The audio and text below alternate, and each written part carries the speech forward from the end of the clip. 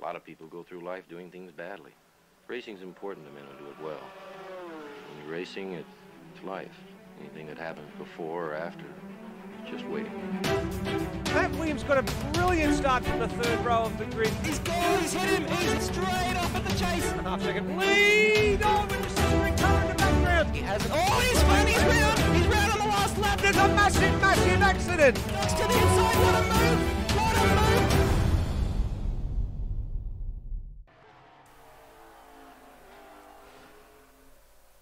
Hello and welcome everybody, wherever you happen to be tuning in from around the globe, or if you're watching this back at a later date and time, especially if you're one of the drivers who they always like to take a look at what they've seen on the broadcast and how many times they get on it. Welcome to the Suzuka circuit for round 4 of the Automobilista Australia GT3 World Challenge. Europe has been left far behind us. We've been through Le Mans, we've been through the other Barcelona, and we've been through Monza. And now we arrive for the first race of our Asia Pacific leg, and it's not only a fan favourite, but it's a driver's favourite as well. My name is Nether, and as always, accompanying me in the box is Bagsy. Good evening, Bagsy. Evening, Nether. Nice to be here. Looking forward to Suzuka. Probably one of the best tracks out there, to be honest. Yeah, certainly is. And a couple of circuits, or one of the circuits I think that some of the ARW guys have seen in real life, or a couple of them have seen in real life. It's definitely, as we said a few seconds ago, a fan favourite, but also a driver's favourite circuit as well. There's plenty of challenges just keep coming with this circuit, so we're expecting some good racing tonight. Yeah, we certainly are. It's a track that definitely, if you can get your car nailed down, especially in the twisty sections, you've got to, if you get nailed down through there, you can follow people very closely and then get some passes into the faster zones and the hairpins and the like. Well, before we have a quick look at the calendar, before we have a quick look at the circuit itself, let's have a quick look at the calendar and the points. So here's the calendar, so where we started. As we said, we've been through the first 3 races through Europe. We've had 3 different race winners. We had Lewis Wedding in Barcelona, we had Greg Nangle at Monza, and we had Brendan Ross last time out at France at Circuit de la Sarthe, the big 2-hour endurance race around the fabled 24-hour Le Mans circuit. And now we are in Japan. Question is going to be, are we going to get 4 different race winners in 4 races? We will soon find out. Approaching the halfway mark of the season. Driver points. Brendan Ross actually goes to the top with the win that he took 2 weeks ago at the famous Circuit de la Sarthe, and I think this is the first time in history that we've actually, in the AMSLs, that we've actually seen a Pro-Am driver leading the overall standings. As Matt Williams has said quite often, Brendan Ross starting to come into his own, probably due for promotion to the pro ranks very, very soon. But then you start looking at the guys who are behind him at the moment. Brenton Foley, there in second, did not finish the last race at Le Mans. Lewis Wedding did not take part at the last race at Le Mans. It was serving a suspension from Monza, and Greg Nangle didn't finish that race either. So a number of points went begging for those 3 gentlemen, and then Osrob's closed in there as well by keeping his car on the tarmac at Le Mans.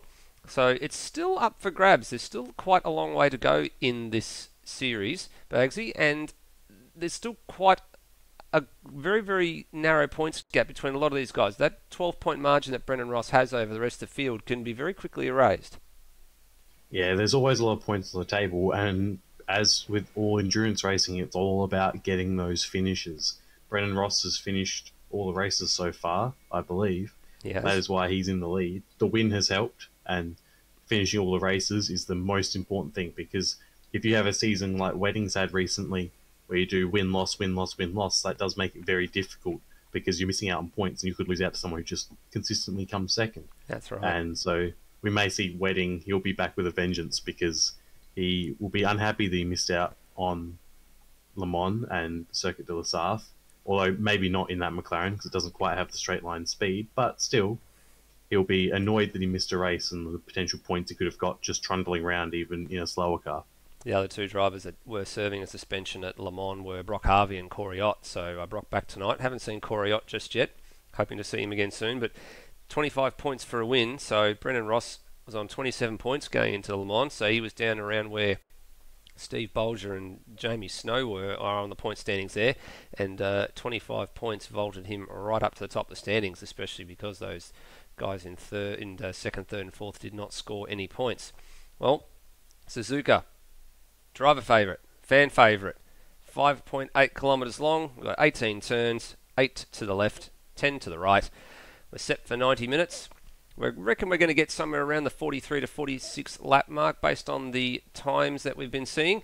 And although the circuit's clockwise, as you can rightfully see, and we all know it's a figure 8, and this circuit, Bagsy, it has had quite a lot of work done to it since it opened in 1962, but it is the actual general layout of the circuit has really not changed very much. Mainly the reprofiling of the corners to make it a bit more of a challenge, but nonetheless, it just keeps giving this circuit.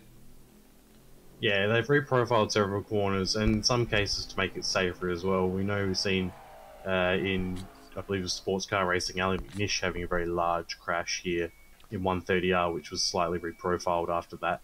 And of course, 2014, Jules Bianchi having his accident coming out of Dunlop, which I don't think was reprofiled after that, but definitely other things were brought in to improve safety in Formula One, at least there. But yeah, it's a track that has very much stuck to its roots because it was done very well the first time. It hasn't really needed much editing. No, you're certainly right. The number of notable incidents over the years. There's been a high circuit that's been known for producing high drama, and we'll probably touch on a few of those drama-filled events during the night as we look for a bit of fill time. But nonetheless, we'll go over and have a look at the beginning of the qualifying session, which is, I believe, is just started. Now, I'm having some dramas getting into the session here, so I hope we'll be able to get in for the qualifying session. This tends to be a little bit of an issue we tend to have as of late with the, not sure if it's to do with the server host or something a bit unusual going on. But Bagsy, have a look at the, while we're just sorting out the technical gremlins here, let's give us a bit of a rundown as to where the drivers are in the standings. I believe, if memory serves me correctly from our observations at practice, that it was actually Osrob who was at the top the last time I saw. Yeah, I think it was either Osrob or Foley who was at the top, and Greg Tara was second after practice, I believe. Well, Tara having had a bit of a poor result at the previous round at Le Mans as well, so on the hunt for some points, and he's certainly one that can spring us a bit of a surprise as well. He's one of the drivers in the what we call the much dominant Mercedes cars, whether that be the SLS or the AMG. They are quite numerous in numbers, and they tend to be running up the front a good portion of the time as well. Yeah, certainly the Mercedes may struggle a bit here because there's less straight line areas compared to some of the other tracks. Obviously, the run up to 130R is quite a long drag uphill, and the power of the Mercedes will certainly help there. But the twisty sections, especially Sector 1 up through the S's into Dunlop, the Degner's very fast corners, as Turry's struggling to get the car turned in the Degner's, there's enough that the slower cars will have a bit of a chance to get up there with the Mercedes. As long as they can pull a gap in these twisty sections, they won't be able to be overtaken on the way up. That's what you were saying before, Bagsy. There's parts of the circuit that demand high downforce here, such as up the back through turns 3, 4, 5, 6 and 7, where high speed, quick changes of direction, so your downforce is required there, but then you don't want to be left with too high downforce settings because you've got the big long back stretch from Spoon all the way down to 130R, and you've also got the reasonably long front straight as well. So high downforce needs to be accompanied by good straight line speed. So there is that very fine balance that needs to be found. I think we may have just resolved our little broadcast issues, so we'll go back now to live pictures. I'm having similar issues, I think, that you were having, and rectifying mine at the moment as well. Such as the joy of internet television. Certainly.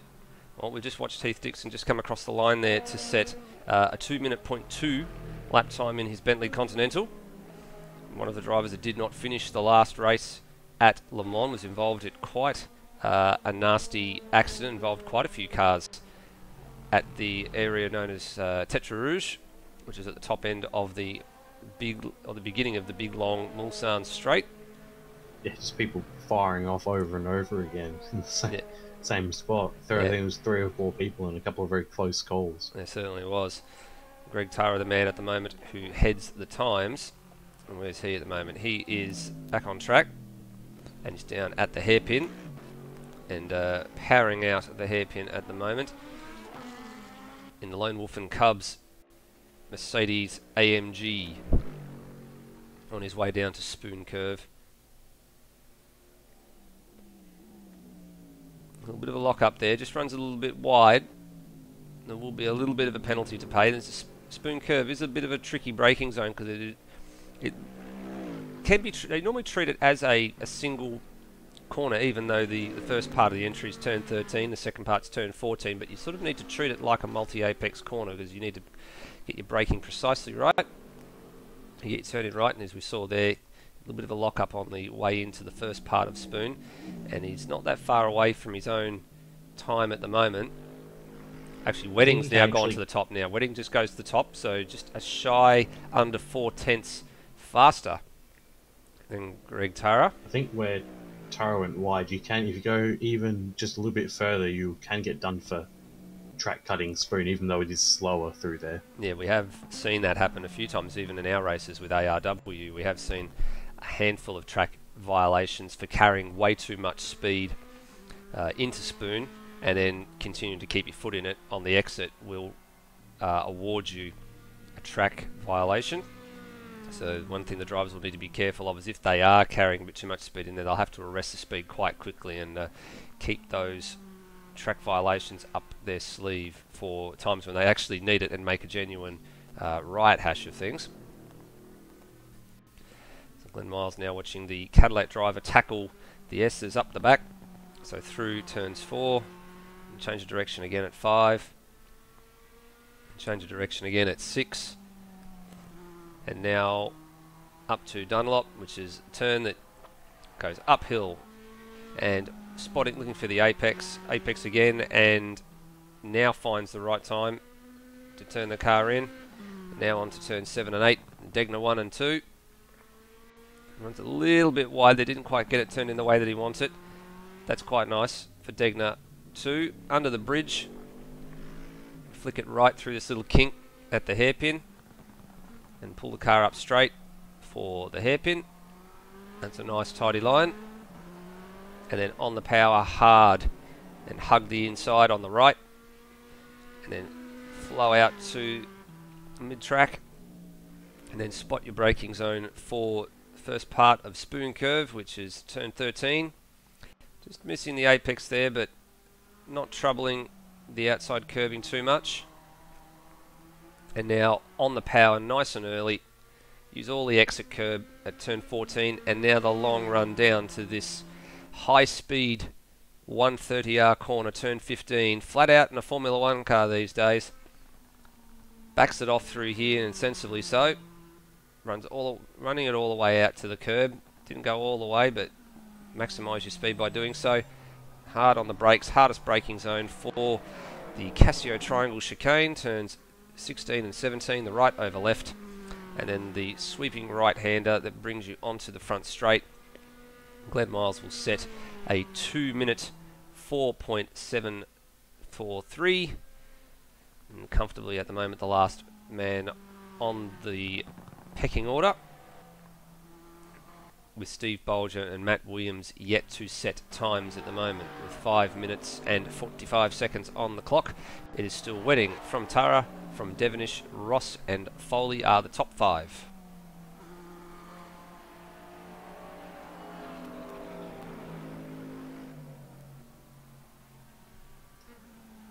Apologies, just having a quick issue myself. To what you were saying earlier about... sorry, I've entirely lost my train of thought. I'll come back to you with what I was thinking. We will return. For the moment, we'll just watch Greg Tara chasing Noah Tara, getting a bit close for comfort out of Degner 2, down to the hairpin here and probably looking to I would imagine, pull a move down at the hairpin, and does. In actual fact, gets the first part of the apex right and then lights it up and gives it a bootful and gets on the power and heads off towards Spoon. He's got traffic with Glenn Miles as well, so this lap's not going according to plan for Tara.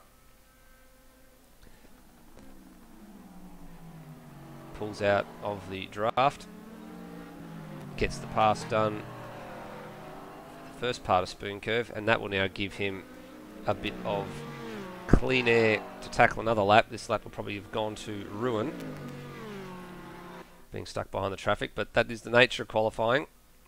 Everybody that's on a fast lap is entitled to their fast lap. Doesn't necessarily have to get out of the way, but if you're on a slow lap, then you should be out of the way and should be paying attention to those that are coming.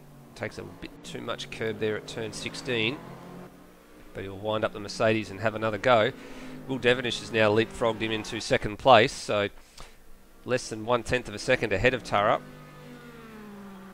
But who can catch that McLaren out front at the moment? He's the only man in the 50. He's in the 58 to Lewis Wedding. Devonish in the 58 4s. And Tara in 58 5s. With only 3 minutes 40 left in session, Bolger and Matt Williams have both not set a time yet. Yeah, we've seen that. We saw them in the pits a couple of minutes ago when we were cycling through the field to see who hadn't set a time yet. And they want to be getting out there and getting around rather soon if they are going to set a time. It would be rather interesting if they want to start rear of grid. Could be a good strategy to avoid all the carnage. It is a very long race, and you hope for safety cars. But that being said, you don't want to be counting on safety cars for your strategy. No. You need to have a plan in case the safety car does come out, but there's by all means there's no guarantee that one will appear. So you need to have a plan A and a plan B and a plan C, and at the moment it sounds like plan A for those two gentlemen is to stay in the pit garage and start rear of grid, which is rather interesting unless they've got some sort of technical gremlins. Well, we're coming up on the point now, because Wedding's fastest is a 1:58.2, where they really need to start leaving now or they're not getting the lapping. They need to be on track right now. They need to literally be coming through the first sector right now, because by the time they get back around, it's a 2-minute lap once they get out of the pits. So if they're not on the track now, they're pretty much going to be guaranteed to start rear of grid. But let's just quickly cycle through the field. So at the moment, while Wedding is on his out lap to try and set one more, Devonish is coming down to, where is he on the track now? So he's on an out lap as well. He's coming through Degner 1 and Degner 2 now. So he'll get one more bite at the cherry. Taro's about to come across the line and hopefully improve his time. He doesn't. He'll get one more go, but no, he's done. So he's done for the day. Brenton Foley coming down the back stretch towards 130R now, so he'll get one more shot. Nangle's down at the hairpin, so Devonish is out at Spoon, so he'll have a shot as well. Yep. Nangle will possibly get another flying lap. Yeah, he should actually have time for another one based on where he is. Dixon's in the pits. Brendan Ross might be the last person to cross the line. I think he's got a minute and 25 to get from the crossover there all the way back round. I think he'll be pretty close. I think we might have the amsoz.liveraces.com. Oh, never mind with Brendan Ross. He has spun that round. I don't think he'll make it now. No, he certainly won't now. I think Jamie Snow is the last man who will complete a flying lap. Ozrob's going to get one more bite here as well. So he's up on his own PB. He's in P9 at the moment. He's just down at the chicane. He will get another bite at this with plenty of time left on the clock. He's got 45 seconds as of now. And in actual fact, he sets a 59.2 that time around, so he improves to P7. Brendan Ross actually might still make it around for another shot, because he's coming to 130R now. He'll be marginal. I think he will make it. Yeah, he will make it, but he'll be marginal here. Jamie Snow on his last flying lap. Brock Harvey done. Noah Tara done. Glenn Miles done. Bolger and Matt Williams will be rear of grid. Wedding is down at Spoon. As we cycle through, look to pick up who is going to be the next man to cross the line, set their lap time. It's Brendan Ross, so he will definitely get one more. 5 seconds to go. He Certainly had, is. so Now, I think Lewis Wedding is made going it. to be the man that we want to be picking up first, because he's 8/10 up on his own time through first 2 sectors. This is a mega lap from the McLaren driver. And very he's going tidy through the chicane there. extremely tight. He used the curbs aggressively but fairly, and he hugs it really tight on the wall here. This is going to be a lap well into the 57s, and it's a 57.4. Take gonna be that. hard to beat. That is going to be extremely hard to beat. Foley is the next comer in 4th. His His time, which seemed excellent, is now 1.3 seconds slower than Wedding. Well, he's already 1.3 behind him right now, and he improves to P2.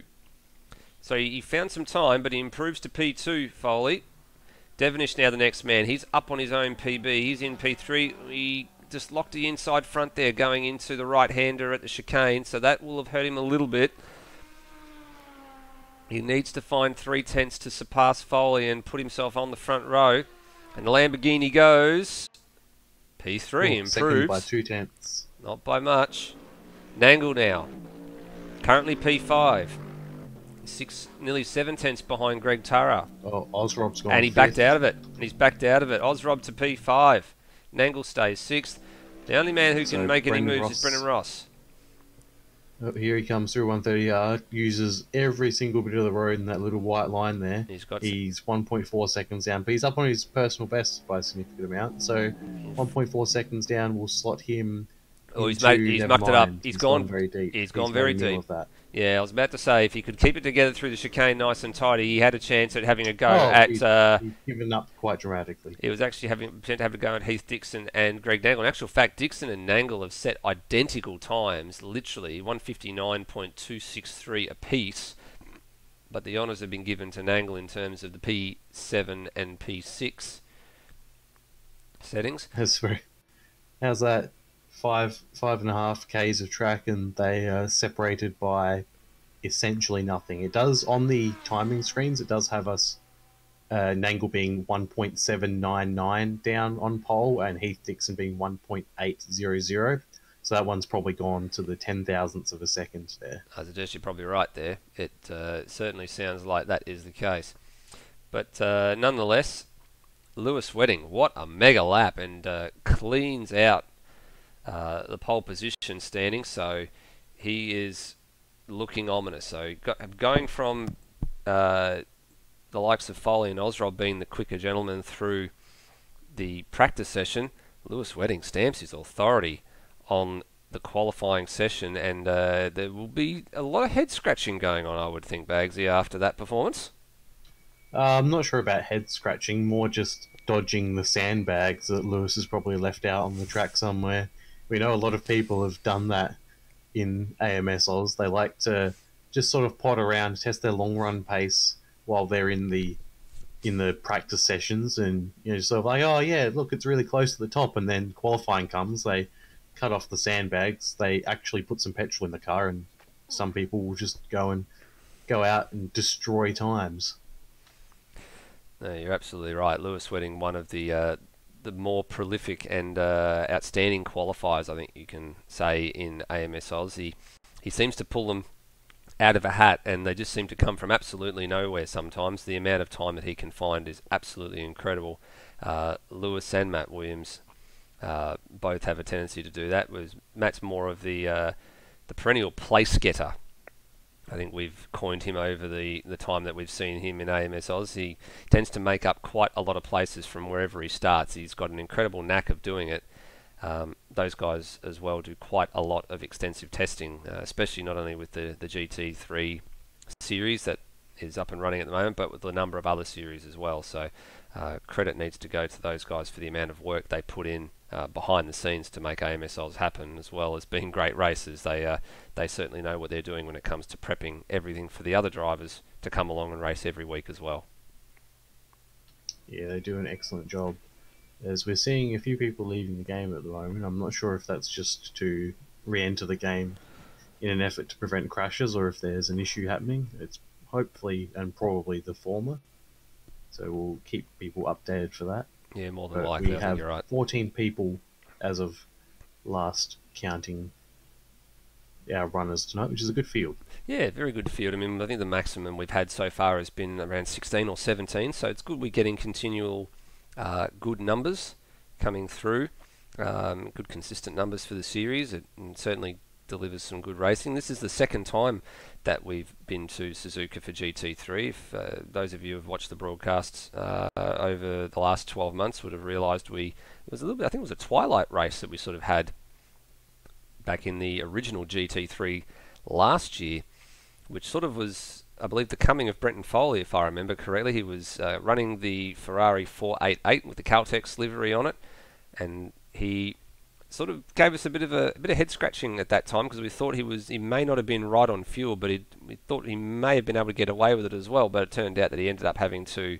pit for fuel in that particular race, and it certainly, I guess, put the field on notice that he was coming, and he wasn't going to be, wasn't going to be looked at as someone that was toward the back of the grid a lot often, and he's got quite a number of race wins and some titles under his belt now in AMS Oz. So, it goes to show you what 12 months on, some of these drivers improve, and they improve fast, and that same can be said about Brendan Ross as well. You look at where he's come from and where he is now, and regularly challenging up the front for race wins. So, certainly the type of racing that is being promoted here in AMS Oz is certainly giving a number of drivers good practice and good racecraft and good skills, and they just continue to get better and better. They do, and it's pretty well balanced as well. We're seeing different people winning each week, which is nice. It's always good when there's a variety of people who can win. As you mentioned at the top of the broadcast, 3 winners from 3 races. Could we potentially have a 4th today? You'd argue that almost anyone in the top 6 or 7 has a shot at winning, and you never know what's going to happen with retirements and things, be it internet technical issues or just crashes. Well, the retirement word, I guess, can be a dirty word in AMS Oz. We've had a number of people with their fair share of unforeseen issues, I think is probably the right word for it, especially when they're of the internet variety. I'm not going to mention any names, but there's plenty of drivers that have had their fair share of that happen to them. Some of them in this race, some of them that aren't in this race as well. They'd be looking to, every single time they get behind the wheel, they're sitting there thinking about what else can they do to prevent themselves being disconnected from a race. But thankfully, it's not a common occurrence. I mean, we don't have like 7 drivers that have the same problem every week, but it does seem to happen to the same drivers more often than anything else. Yeah, it's one of those things with sim racing. You need to be able to, to be able to tell where all the other cars are and things like that, you have to be constantly connected to the server, and so even a small dropout can sometimes cause some issues, which is unfortunate. Although often it's not the end of the world, because we've seen people, the Tara 2, we've noticed they'll disappear from the track entirely for 30 seconds or more, and then they'll arrive back and the game will just update their position and continue on. Whereas some people only have a half-second outage, and suddenly they're gone for the whole race. It's interesting. It probably is related to how the game is, what it's built on, which is, I believe it's based off R Factor, isn't it? And then Stock Car Extreme, and then now AMS. So along the way, all those little bits and pieces just cause some issues from time to time. Yeah, it is. And well, speaking of things that cause people some issues, notice Brenton Foley, the only man out there representing the PBF race engineering duo, is normally accompanied by Phil Boak. Phil Boak actually having an interesting injury that's preventing him from racing tonight. He's actually ended up with some metal in his eye. We're not 100% sure how that's occurred, but there's some anaesthetic that hasn't quite fully worn off yet, so he's understandably in a bit of drama and a little bit of hurt, and he's watching with one eye tonight. So all the best, mate, and hopefully you can get yourself back to full health soon. We look forward to seeing you out there. But Phil Boak and Brent Foley have been doing some great work with the AMSL Super 2 series on alternating Thursday nights when the Supercars events are on. the Thursday night after the Supercars event, the Super 2 guys come out to play, and they'll be out again on April the 11th for the round at Simmons Plains. So the little track down south of Bass Strait that always seems to throw up something interesting. So that'll be the next broadcast coming to you from my channel in a couple of weeks. But yeah, get well, Phil. You definitely missed, and we definitely look forward to seeing you back on circuit soon. Indeed, and glad that you're seeing a good example by not driving while on Drugs. pain pills and stuff, which is definitely something we can all get behind, because we can imagine the horrific pile-up that could be caused if he was driving around half-cut and not quite able to see straight. No, that's right. Don't drink and drive, and don't drug drive either, ladies and gentlemen. Well, we've got 2 minutes 30 left on the clock now, and we're starting to see a few cars roll out of the pits, so that means drivers' briefing is over. And I would imagine a number of drivers are going to start to practice their pit entries.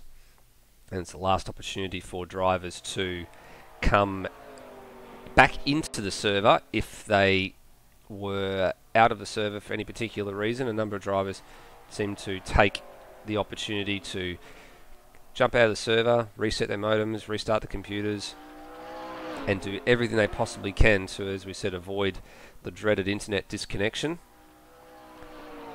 And I think we're one or two drivers still yet to make their way back into the server from the original 14 that we had during qualifying. I think we've got 14 here. Okay, so they're all back in, which is good. James Snow is back in. Yep, the live race is just Wedding's updating back for in, myself now, so good to see.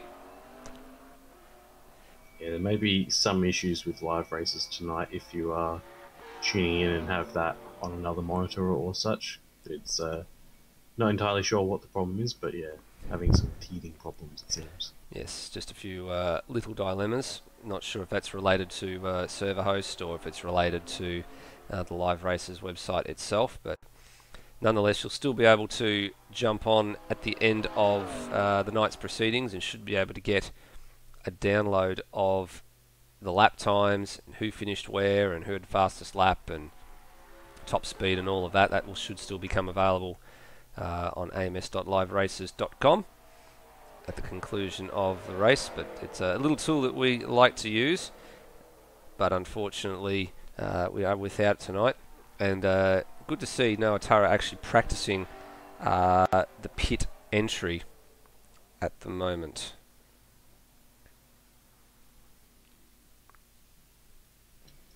Yeah, always good to practice pit entry and the actual pitting to get into your box correctly, especially attacking that pit lane line, because unlike when you're out there on the highway doing 10Ks over, the pit penalty system does not show any lenience whatsoever and has no chance of letting you off with a warning. If you speed in the pit lane, you are getting a drive through, and there is nothing you can do about it apart from not speeding. That's right. Well, we expect this to be a two-stop race if it's flag to flag. We're not sure how the drivers will try and split this race. They're more than likely going to split it up into half-hour chunks, but depending on if we get any full course cautions, there might be a few early takers or a few people that can extend their fuel window and make it a little bit longer for a shorter fill toward the end. But we're about to find out. 90 minutes on the board and 14 cars to grid up and tackle the Empire of Japan, the Suzuka circuit.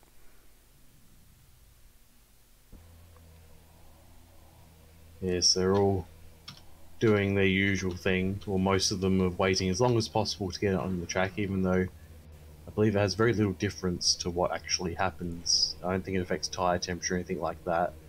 So, yeah, but they still like to do it for whatever reason. Maybe it's superstition.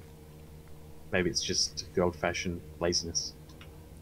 Well, they're lining up right now, and as sort of is traditional, Lewis Wedding, one of the last men to come to the pit box for the start of the formation lap. There he is, actual fact, the third place man. Where's the third place man? That's meant to be Will Devonish, I believe. And what's happened to Will here? He's sitting in the pits. Oh dear. So along with Steve Bolger. Alright, so both the Lamborghinis failing to make the grid. Well, Steve Bolger was 13th and Will Devonish was 3rd, so this is going to be a pit lane start for them. Well, Bagsy, the grid is yours. Let's have a bit of a look through this grid while they come around to take the green flag to start this race. Alright, we've got Lewis Wedding starting from pole with a dominant performance in qualifying after a bit of sandbagging in practice. Alongside him will be Brenton Foley for the sole PBF Race Engineering car this race. He's looking to improve. Greg Tara, he's been having some good races and good racing, but just a few too many issues during the race. Disconnects and crashes have been causing him issues. 4th is Osrob, but I believe because it's now saying Tara in 3rd, I believe that means that Will Devonish has left the server after qualifying in 3rd, so potentially issues for Devonish there. Osrob now in 4th in that BMW. Greg Nangle, the second Mercedes on the road, starts in 5th. Heath Dixon, ARW Racing, starts from 6th position. Brendan Ross in 7th. He'll be looking to back up his win at Le Mans with another one here today and try and be the first dual winner of this season. Jamie Snow starting from 8th. Brock Harvey in 9th, giving us a little light flash there. Thank you, Brock. Noah Tara alongside him in the McLaren. Glenn Miles in the Playboy car. And Steve Bolger is in the pits there. We are assuming for a pit lane start, although he hasn't moved out into the lane yet, so I'm not sure what's happening there. And Matt Williams will start from the back of the grid in what is now 13th. Well, that's your grid for this 90-minute endurance race, and it's sad to see that Will Devonish doesn't look like he's going to take the start. And we're waiting to see what happens with Steve Bolger, if he's going to come out of the pit lane and take the start as well. But high drama already for the two Lamborghinis.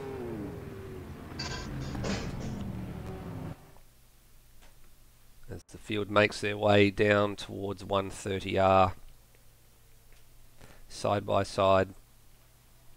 Headed by the HSV Camaro safety car, which we hope won't have to be called upon too regularly tonight. It's going to be interesting watching him because they're already side by side now, but they're going to be going through the chicane, which is going to sort of stuff them up a little bit. Oh, here we go. We'll get side by side again correctly. Yeah, well, here we go. They're going single file through the chicane, which is right because the start-finish line's moved a bit further forward here. It will give them plenty of time. Lewis will just slow the field up a little bit, allow them to form up. As they come onto the grid, this pace car is in pit lane. There's a little bit of a gap there from Dixon back, and Wedding goes, so the green flag drops. And Wedding gets the jump and gets the jump quite healthily from Brenton Foley, who tucks into the slipstream nice and quickly. Looking back there as well, looks like it's Greg Nangle trying to make up some positions behind on Osrob, but he didn't quite manage to get through. So the top 5 as they were. And Heath Dixon's actually lost a place to Brendan Ross. So Brendan Ross already up, well, it says 2 places. He started back there with Jamie Snow. So he's moved up to P6, Dixon down to 7th, and it looks like behind Dixon it's Jamie Snow there. As we wait for the camera to swing around, and yes indeed it is. And then Wedding got off to a quick start, but he's not got away because Foley's kept him within sight. So even though he got a good start, hasn't paid off through the S's. Maybe running a lower downforce setup. Potentially looking for the bit more straight line speed with that McLaren, but Foley going with him, and these two are just starting to already inch away from third place man Greg Turra. Not too early to be making a move down here at the hairpin. Let's have a look at the battles behind. Already looking at the inside was Jamie Snow and Heath Dixon, and maybe, I'm not sure if he escorted him a bit wide there or whether Heath went a little bit deep. Heath just went deep there. So surrenders another place. And down to P8 Oh, already. Foley's having a go into Spoon on Lewis Wedding. Yeah, this is very, very early. We didn't expect this to be happening this early, so he's having a little nibble there, Foley. Got a little bit of overlap. And that little bit of squabbling has allowed Tara to still stay in touch with these guys so they don't check out. Now, there's going to be no passing down here. There. Foley got into the back of Wedding there, heading up to 130 yards. Just a little nudge to let him know he was there. Line astern, 1, 2, 3, nice and close together, coming down into the chicane for the first time.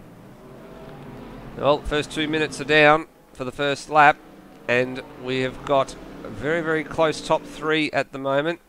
Wedding, Foley, Tara, as they cross the line, all in the space of about 2/3 of 1 second.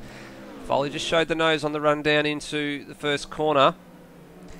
He'd gone very, very wide there off the second corner as well, so that gives Tara just a little bit of a sniff, but he's not close enough to capitalise, and Osrob's now starting to catch on to the back of them as well. So Wedding now gets a few car lengths by Foley's mistake, and now Foley comes under pressure from the Mercedes driver. He just overdrove it a little bit there into turn number 5 and 6, and got all out of shape. And Foley's all over the place. Yeah, and Foley's not got that rear end planted as he would like as well, because it's sliding a little bit as well.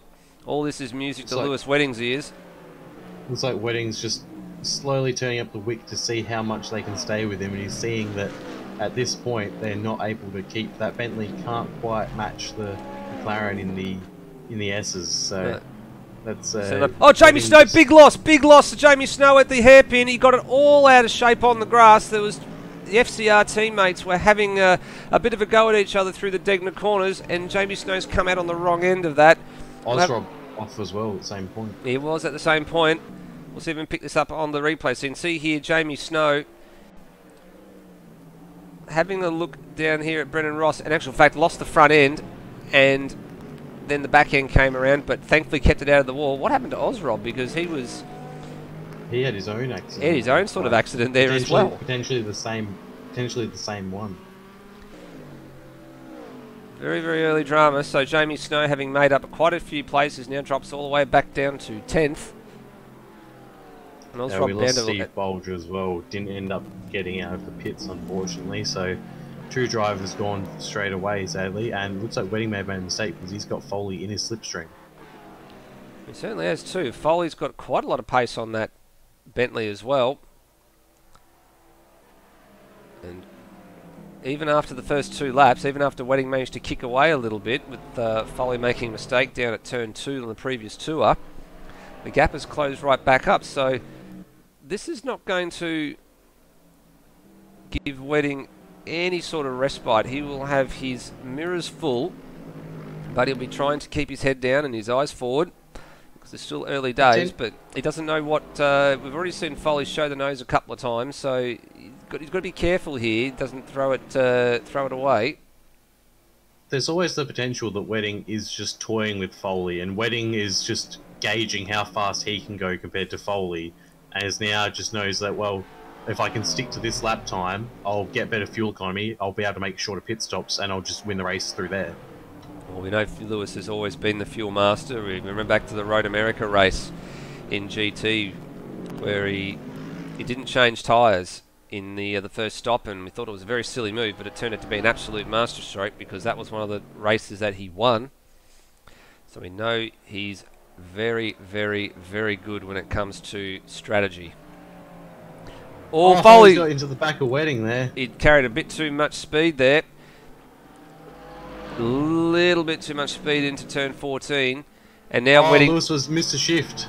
Did he miss a shift, or did he let him go? He's missed a shift. I think he accidentally shifted down potentially there. Oh, very, very dangerous. You're shifting down and then having to shift back up real quick. It was going to blow the engine in that car if that is the case, but nonetheless, he surrenders the lead to the PBF Race Engineering #1, Brenton Foley. He's carrying the #1 from finishing first in the GT class, I believe, from memory, in the WEC series. A 2-minute 2:21 last time around for Foley. Matt Williams, almost 2-minute dead. He's moved right up to P7, so we talk about perennial place getters, and he's continuing that march. He's already scythed his way through half the field, 4/10 off of Heath Dixon at the control line. Still anybody's race this early on.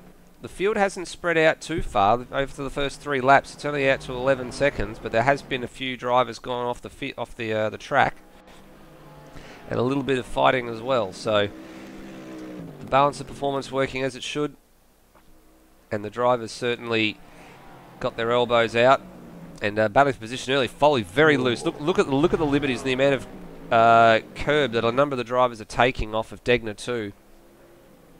Lock up for Foley at the hairpin.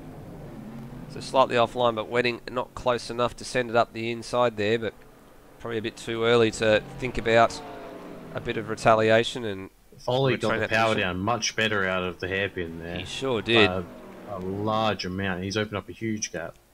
Yeah, he sure did. And look how much speed he carries through Spoon as well, because this is what he's been doing. And this is why he got careful though. He went quite wide and Spoon there, almost into track cut territory. Yeah, using a lot of curb, maintains good advantage. So we saw him on the previous lap just get into the back of Lewis a little bit. He just carries a little bit extra speed. So feeling confident at the moment, Foley.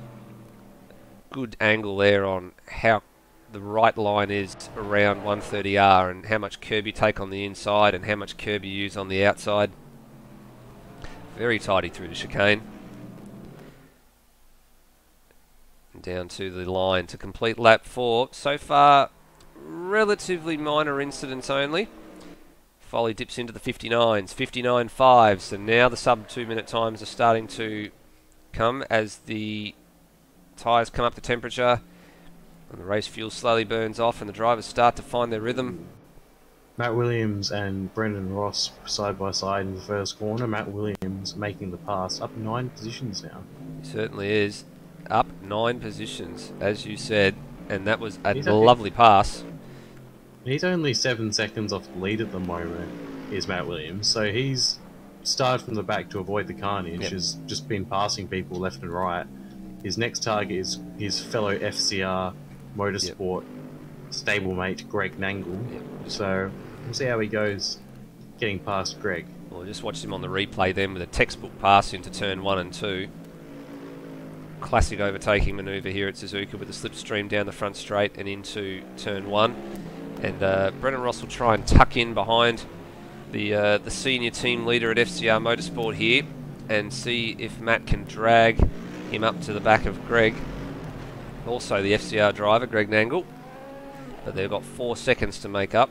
And keep an eye on how that progresses over the next couple of laps. Looks like Wedding is not quite... They're strong in different parts, and it's just seeming like the battle is small mistakes between them is what's affecting this gap. So it's not like they're making large mistakes, but just little micro errors, like maybe just 10 meters too late into the braking zone, or just a half second too late on the throttle again at the corner, and it's causing the gap to fluctuate back and forth. So at any given point, you don't really know who's got the upper hand, which is why it's staying so close. So any big mistakes can be very costly, as we saw with Wedding. Miss a shift, lose a position. Brake 50 meters too late, definitely lose a position. Get on the throttle 2 seconds too late, lose a position. So they're both going to be on a knife edge here, and they've got to be very careful. They certainly do. Matt Williams loses a further 0.3 of a second to Greg Nangle on that particular lap. And Heath Dixon's trying to hang on to this train that Matt Williams is heading, and Brendan Ross has now just dropped off the back of his FCR stable at the moment. In the S's. It hasn't cost him though. Yeah, it's half a second out in front at the moment. So has that little bit of a gap where he can afford to just make pinch a brake here or there, and it doesn't cost him too much. Brendan Ross was a little bit tardy through Dunlop, and that puts Heath Dixon on the back of him going into Degner 1, and pinches the brake again into Degner 2 and gets a bit ragged on the curbs as well. Well, Jamie Snow taking some real big liberties with the curb there, and manages to get away with it, and actually puts Brock Harvey on the inside with a nice run into the hairpin. Good job, Brock Harvey. Gets up into P8 And another textbook passing manoeuvre down at the hairpin. As we have a quick look at the replay here, we can actually see Jamie Snow well off the circuit too, and actually had almost into a tank slapper coming back onto the circuit. But the speed differential gave the inside line to the Ferrari driver, and through he went, and he takes over P8 for the moment. Brock actually doing a really, really good job with the revised TCAC or Touring Car Championship, which is going to be coming through on Thursday nights very, very soon. So it was Super Series, which has now become TCAC or the Touring Car Association Championship. Sorry, Brenton Foley's made a mistake and Wedding's back through.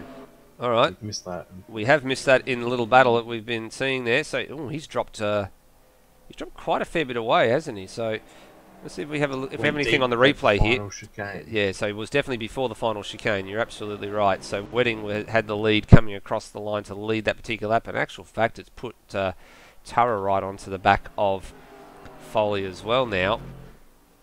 Honestly, I think Foley might have been a bit too generous with, like, he missed the chicane, but it wasn't like Wedding was side by side with him. So he could have retained the lead most likely, but he decided that discretion was the better part of valor there and let him through. Yeah, and that's sensible driving too, because the last thing you want is to have a track cut or have something silly happen where you retain position where you should have potentially conceded. So, early stages in the race, less than 15 minutes in, just concede the position.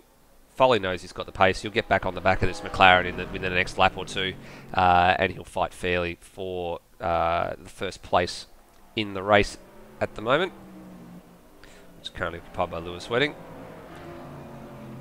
Matt Williams really doesn't look like he's making any inroads into, or any hard inroads into Greg Nangle either for that 4th and 5th. You see Nangle on the tail end of that shot there.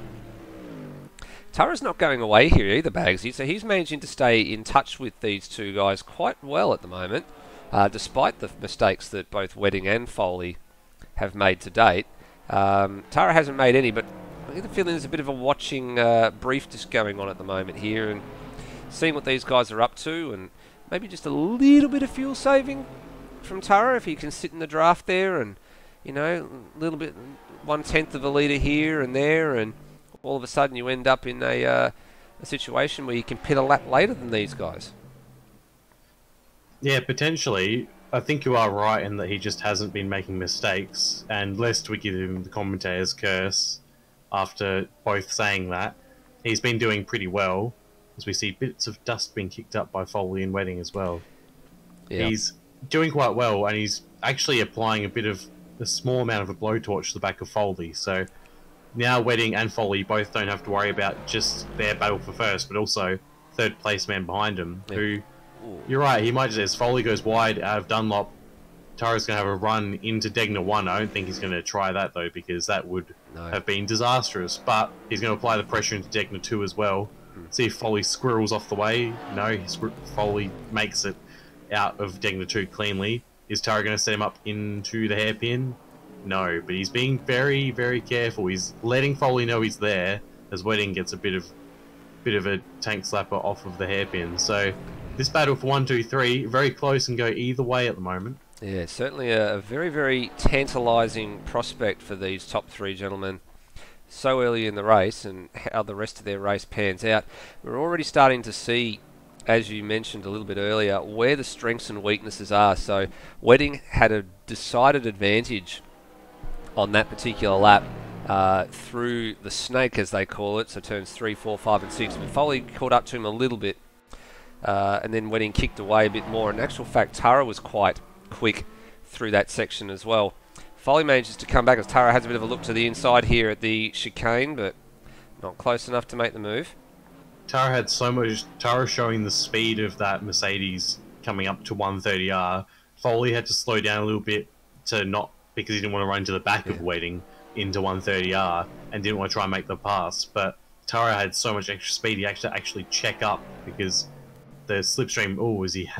he's letting Foley know that he's there, that's for sure. Wedding very slow in the second part of turn 1. Yeah, very, very slow. Not sure what's going on there, but Foley caught up in a big hurry. So, as you said, little mistakes that just creep in every now and again. It's going to cause all sorts of issues if they're not careful. Just, as you said before, one missed gear shift conceded a place for Wedding, and if he's not careful, if he does it again or makes another little mistake, it's going to be 2, because Tara and Foley are right there. And behind them, by about 5 seconds, is the Professor in Greg Nangle, the other Greg, currently in 4th place. And if something would happen and these 3 all come together in a large crash of overtaking each other, he's poised to make that spot back, as Hiltz gets so close. Greg Tara's getting so close to the back of Foley. Foley's getting so close to the back of Wedding. Yeah, Wedding got a bit deep into the hairpin there because he was well away from the apex. He's full car width away from the apex on that particular time around, and Foley got nice and close to him, and Tara was close again.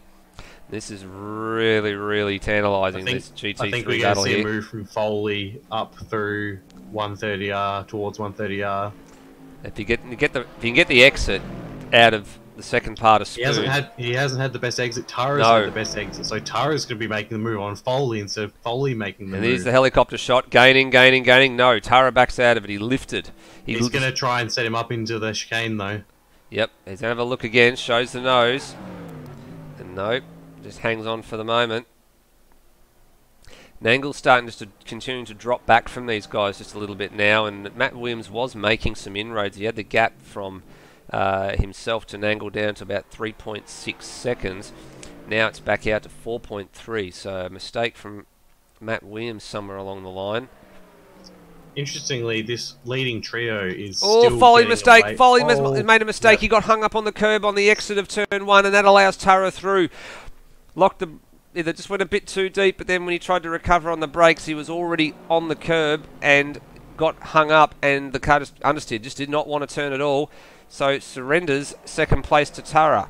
Now, let's see what Greg Tara can do. He's been sitting back there, just waiting and waiting and waiting for a mistake which has come. Now, what can he do about Wedding? Has he got the pace to go and challenge Wedding? Well, I think we'll find out quite soon. I was just about to say, before Foley made that mistake, this group, despite being so close and essentially battling a bit, are still pulling away from Greg Nangle. The gap was about 4 seconds a couple laps ago. It's up to 5.8, almost 6 seconds. So despite their battling, these 3 all have a lot of pace and a lot of potential here. You'd probably say at we're only 20 minutes in, but you'd probably say that the winner of the race is going to come from one of these 3. I think you're right. I think you're absolutely right. One of these 3 will be the winner. It just depends on what happens here as Tara goes up into Spoon. Yeah, he did. He did that in qualifying too. He just locked the inside front left there, and that's allowed Foley to get a little bit of a run. Lewis has dropped that. They've both had a better run off of Spoon than Lewis has. So that gap, which was 1.2 as they came into the Degners, is now 0.7. It certainly is. I mean, Lewis had kicked away in that first and second sector for most of it. Or, sorry, definitely for the first sector, most of the second sector, as these 2 exchange positions. But now they've brought that gap back down. So Mercedes has got its strengths. But Lewis Wedding seems to have that McLaren relatively well nailed through the first sector. So I'm still just wondering if Wedding is toying with these 2 just for fun, but I can't be 100% sure. I can't be 100% sure either. Part of me says that that's not the Lewis Wedding way. He's a racer and he'll always go out there and race as hard as he can, but part of me also knows that Lewis has got a strategy element that he's thinking about here as well. So he's not going to go out too hard, too early, and he's going to set himself up for a final sprint to the finish more than likely. And he'll be looking to see what these guys are going to do and how this strategy will play out. So look at the lap times at the moment. So Wedding's best lap is a 59.500. Tara a 59.4. Foley a 59.3. Foley currently has the best lap of the race, but last time around, Wedding with a 2-minute dead. Tara a 1:59.8. Foley a 2-minute 0.7. That was because Foley surrendered the place to Tara as well on lap 10. So these 3 are fairly evenly matched. Looking at the sector times, as the first sectors have been through, Wedding 49.5, Tara 50.0, Foley 50.0. So Wedding's definitely got the edge, and you can see there on the timing on the left-hand side, it's kicked out to of just under 1.1 seconds. It was 0.6 of a second as they crossed the line. And let's have a look at what happens now as they get, again, a relatively better run off of Spoon than what Wedding did. And now the Mercedes power kicks in and it'll slice into that deficit. You can look at it. It is slicing into the deficit and very, very quick. It's down to 0.6 again. So Tara's definitely got an advantage in that second sector. And the third sector is very, very short. So pretty much it becomes a status quo for the very short third sector as they come to the control line for the 11th time. And the gap doesn't change very much. So Wedding the advantage in sector 1, Tara and Foley the advantage in sector, or the second half of sector 2, and sector 3 is pretty much is negligible. Yeah, it's Wedding spending a lot more time off the throttle than the two behind him through the S's. So despite his car being, well, looking better at least through the S's, I think there might be some fuel saving. Maybe if we go on board with him as he comes up to the hairpin, because I think I saw some lifting and coasting there. Well, I'm not sure if it was just because of the little kink before the hairpin and keeping the car stable, but I think there might be some fuel saving. Well, we're riding on board with him now from the bonnet cam, and let's have a listen as he comes up to the hairpin. Yeah, definitely. There's definitely some lift and coast there, Bagsy. You're absolutely right. He was coasting a full 50 metres before the braking point where he actually then started the downshifting process. So he's on his full throttle right now as he comes up to Spoon. Yeah, about 25 metres worth of lift and coast there, I would imagine, just before the braking marker. So he's just subtly saving fuel at the moment. Just very, very subtly saving fuel. As we said, a tenth here and tenth of a litre there. He's going to quickly rack up an extra, 1 or 2 litres. And that might be just the edge that he needs for these two behind him. But that being said, these two behind him, if they're getting close as well, could potentially be rolling out as well. We'd seen Tara, when he was tailing Foley, had the opportunity to have a bit of a stab into 130R, but elected to roll out and retain position as well. So Wedding's not the only one doing some fuel saving here.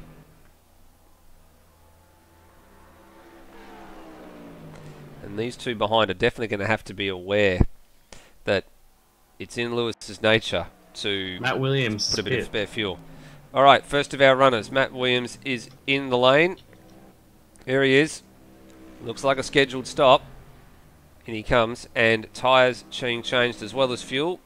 So he was running up in P5, Matt Williams. So this is the first of really forcing the other's hands. In actual fact, I think he might cede position to Noah Tara here as well. So Noah is just coming out of the chicane now. Yeah, and Matt Williams is still stationary. So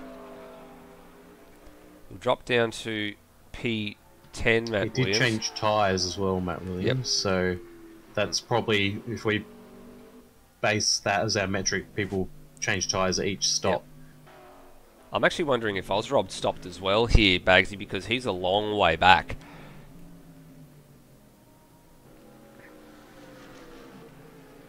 He is quite a fair way off, isn't he? Yeah, we're just going to have a quick look through the timing screens just to see if he actually came into the pits. As this battle out in front starts to get a bit more dicey now, because this is about as close as Greg Tara's been. He didn't... he just got on the throttle too early there, and he made him... Yeah. He had to get out again and run as he was running wide, but Wedding with an ultra-defensive line, so yeah, Wedding thought he was going to have a better run. Yeah, he realised that Tara was going to be sitting in the tow here, and very quickly got off the racing line and tried to break that slipstream as early as he could. But Tara's very aggressive on the brakes and chicane compared to Wedding as well. Yeah, he's got the braking quite well sorted there at the moment. As they come round for another lap. And so we're almost at the half-hour mark of this race. 13 laps down. We were thinking that most of these races have been split into half-hour stints, and no safety cars as such in this race yet, so people haven't been able to save fuel supremely, as Brendan Ross pits as well. All right, so the first... And Harvey. All right, so Matt Williams is now starting to trigger off a number of stops here.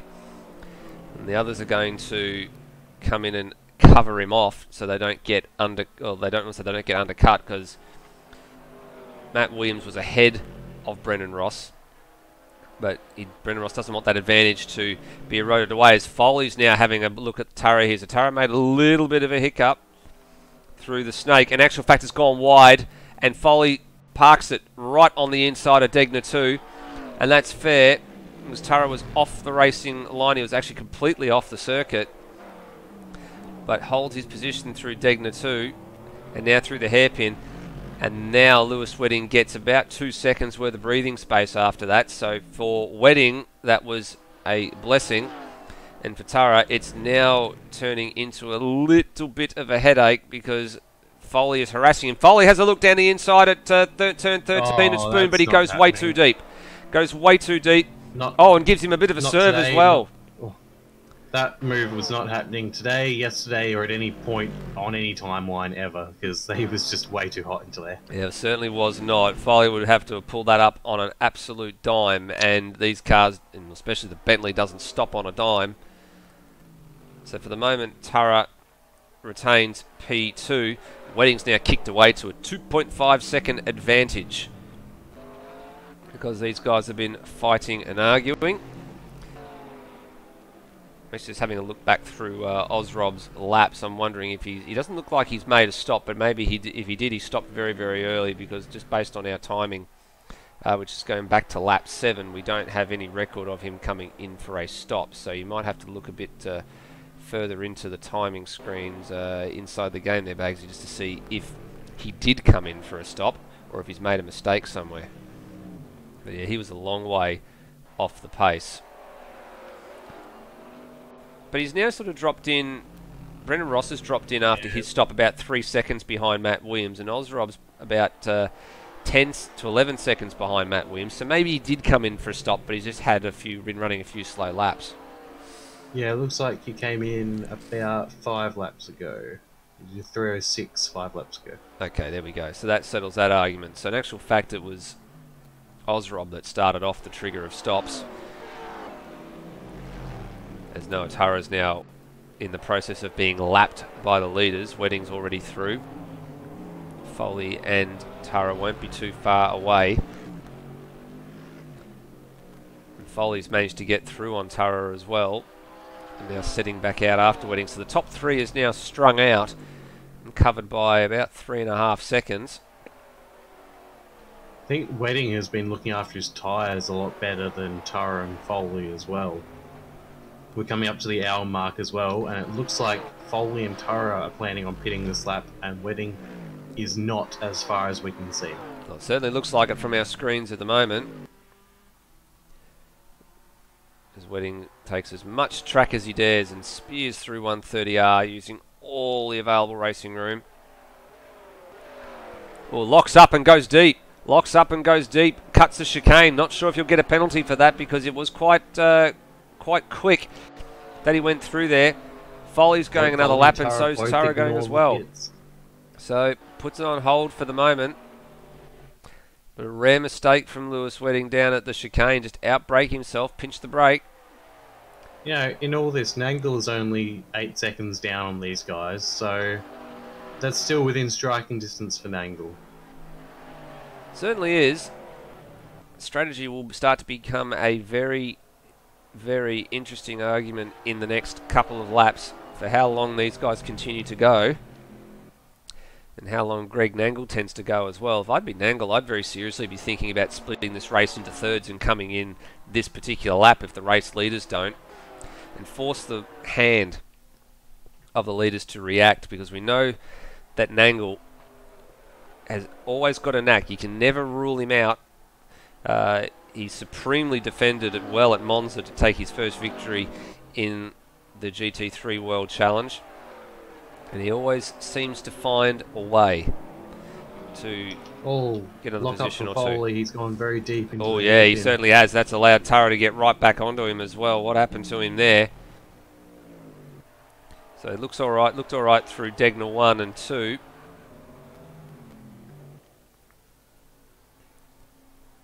just see what happened to him here at the hairpin as he comes down to it now. Way too deep and locked it up.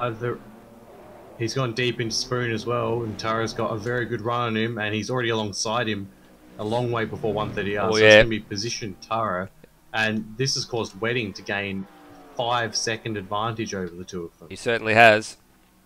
So Tara has the advantage now, side by side through 130R, and was actually in front of him before 130R, and Wedding's in. All right, here we go. Now, what happens to the two behind? Are they going to follow suit? Yes, they are. Okay, so they're mimicking the Lewis Wedding strategy here, so Lewis couldn't go. Nangle's coming in too. All right, now what happens here? Foley changing tyres, Wedding changing tyres. Tara's not changing tyres. Oh, yes, he is. Now he is. Okay, it looked for a minute like he wasn't changing tyres, and Nangle's in as well. Now this is, and who's that? That's is that Jamie Snow that's just come in? That is that's Snow in as well. So it's been interesting for Lewis Wedding. We're just going to stay with this shot for the moment because Wedding is a little bit boxed in here. Foley's got the better run out of pit lane depending on how much fuel they elect to take. Wedding might have to back up a little bit here. Actually moving is Matt Williams coming up to 130R. The top 5 all in the pits. There we go. Wedding. Nangle. Wedding has hit Nangle and lost a little bit of his front aero fairing. So we suspected that was going to happen. That's why we stayed with the shot because Foley and Tara side by side. Oh dear! Exactly side by side as they come out the pits here. Who's got the angle here? Who's got the right of way? Who's going to be bravest on? Who's going to be bravest? Tara clouts a cone. Limiter? Tara clouts a cone. He does not like those cones. Oh, they're clouding each other. I was about to say. It looks like Foley is letting him through. Matt Williams into 4th now. He is very close to these leaders now. He was the first person to, apart from Ozrob, the first person to pit, and he has played himself into this race extremely well. Wedding still has maintained his 5-second lead out on the way in, but there is now only 4 seconds between Matt Williams and Brenton Foley and Tara, and he was a lot further behind than that. So Matt Williams has done quite well at these pit stops. So has Brendan Ross. Heath Dixon has maintained neutral, and the big losers were Nangle and Snow. Snow under attack from Ozrob at the moment. Yeah, Nangle, the very big loser out of that one because he was up into P5 and he drops 2 positions in those pit stops just by nature of how it all panned out. But nonetheless, Tara goes a bit deep and locks up into the hairpin. Common lock up. And Foley stays with him, but Lewis Wedding actually was the real big winner out of all that. He's gained is out to 5.5 second lead. He actually gained a further 3 seconds on these two after the stops were all said and done. So Lewis now just can either will he drop the hammer or will we go? There's a yellow flag. It's Glenn Miles. So actually he was off the racing line too. So it's the local yellow. So he stayed off the line. Good job, Glenn Miles, to get out of the way. But Wedding's gone. Wedding has disappeared. The question will be, now the gap's sort of stabilises now down to 4.8, so how quickly can these two eat into Wedding's advantage? As Tara goes deep and Foley stays on the traditional racing line. They can't afford to fight over position for too long, these two. Whoever's the faster car needs to be out in front, and they need to get back to the back of Lewis Wedding as quickly as possible. Foley down the inside. He thinks he's the faster car, but no. Not this time around. Thinks better of it. Certainly. When they were coming out of the pits, Bagsy, I had premonitions of Prost and Senna in 1990. Just not they were on the track when it happened on the first lap on the first corner, not coming out of the pits. I thought this was going to be worrying going into turn 1, but they managed to sort themselves out when they came out of the pits.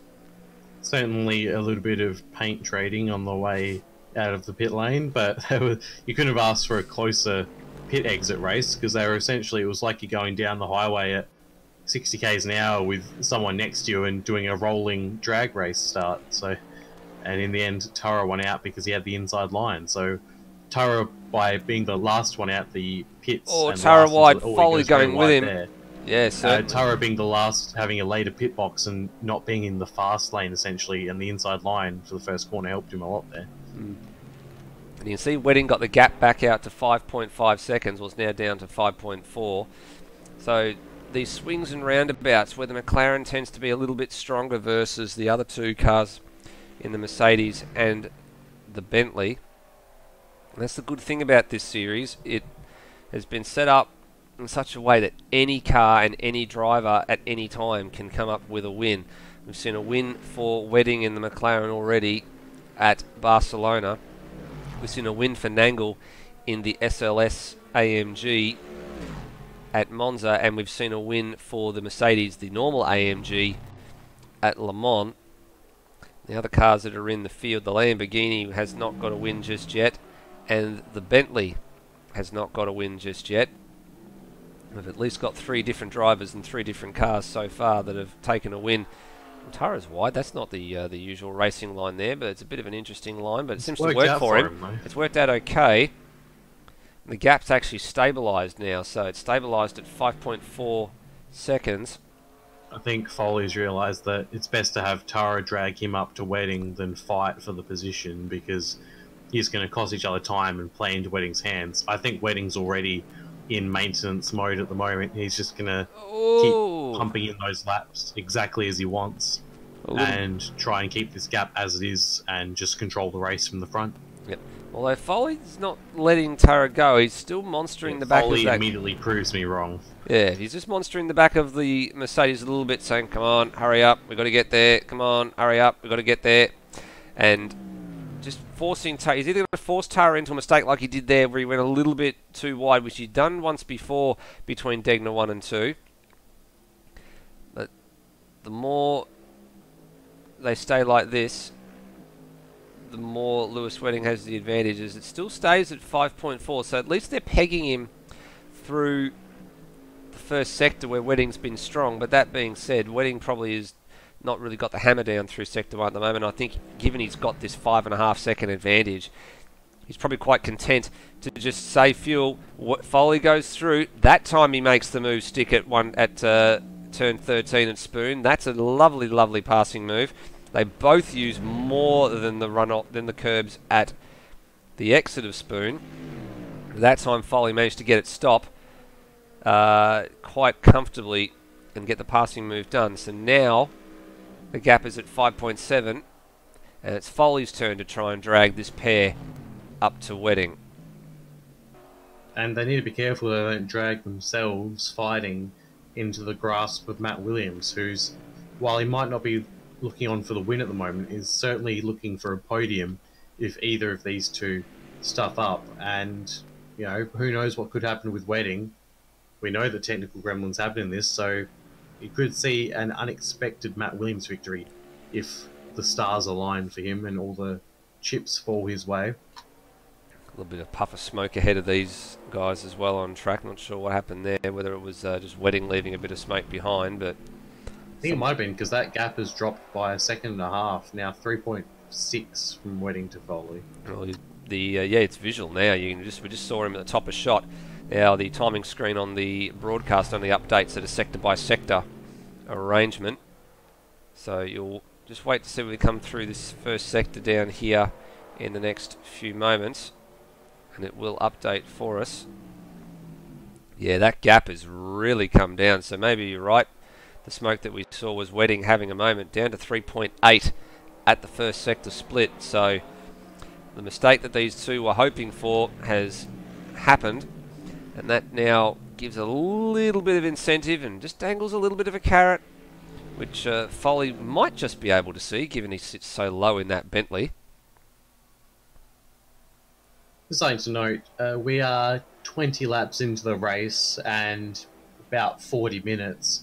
And Brock Harvey, who's currently in 10th, is only 29 seconds. He's basically 30 seconds down on Lewis Wedding in the lead. So there is less than a pit stop basically covering the top 10. So that's, you know, that's still anyone's race. Is in for 5th position. Heath Dixon is right on the back of Brendan Ross.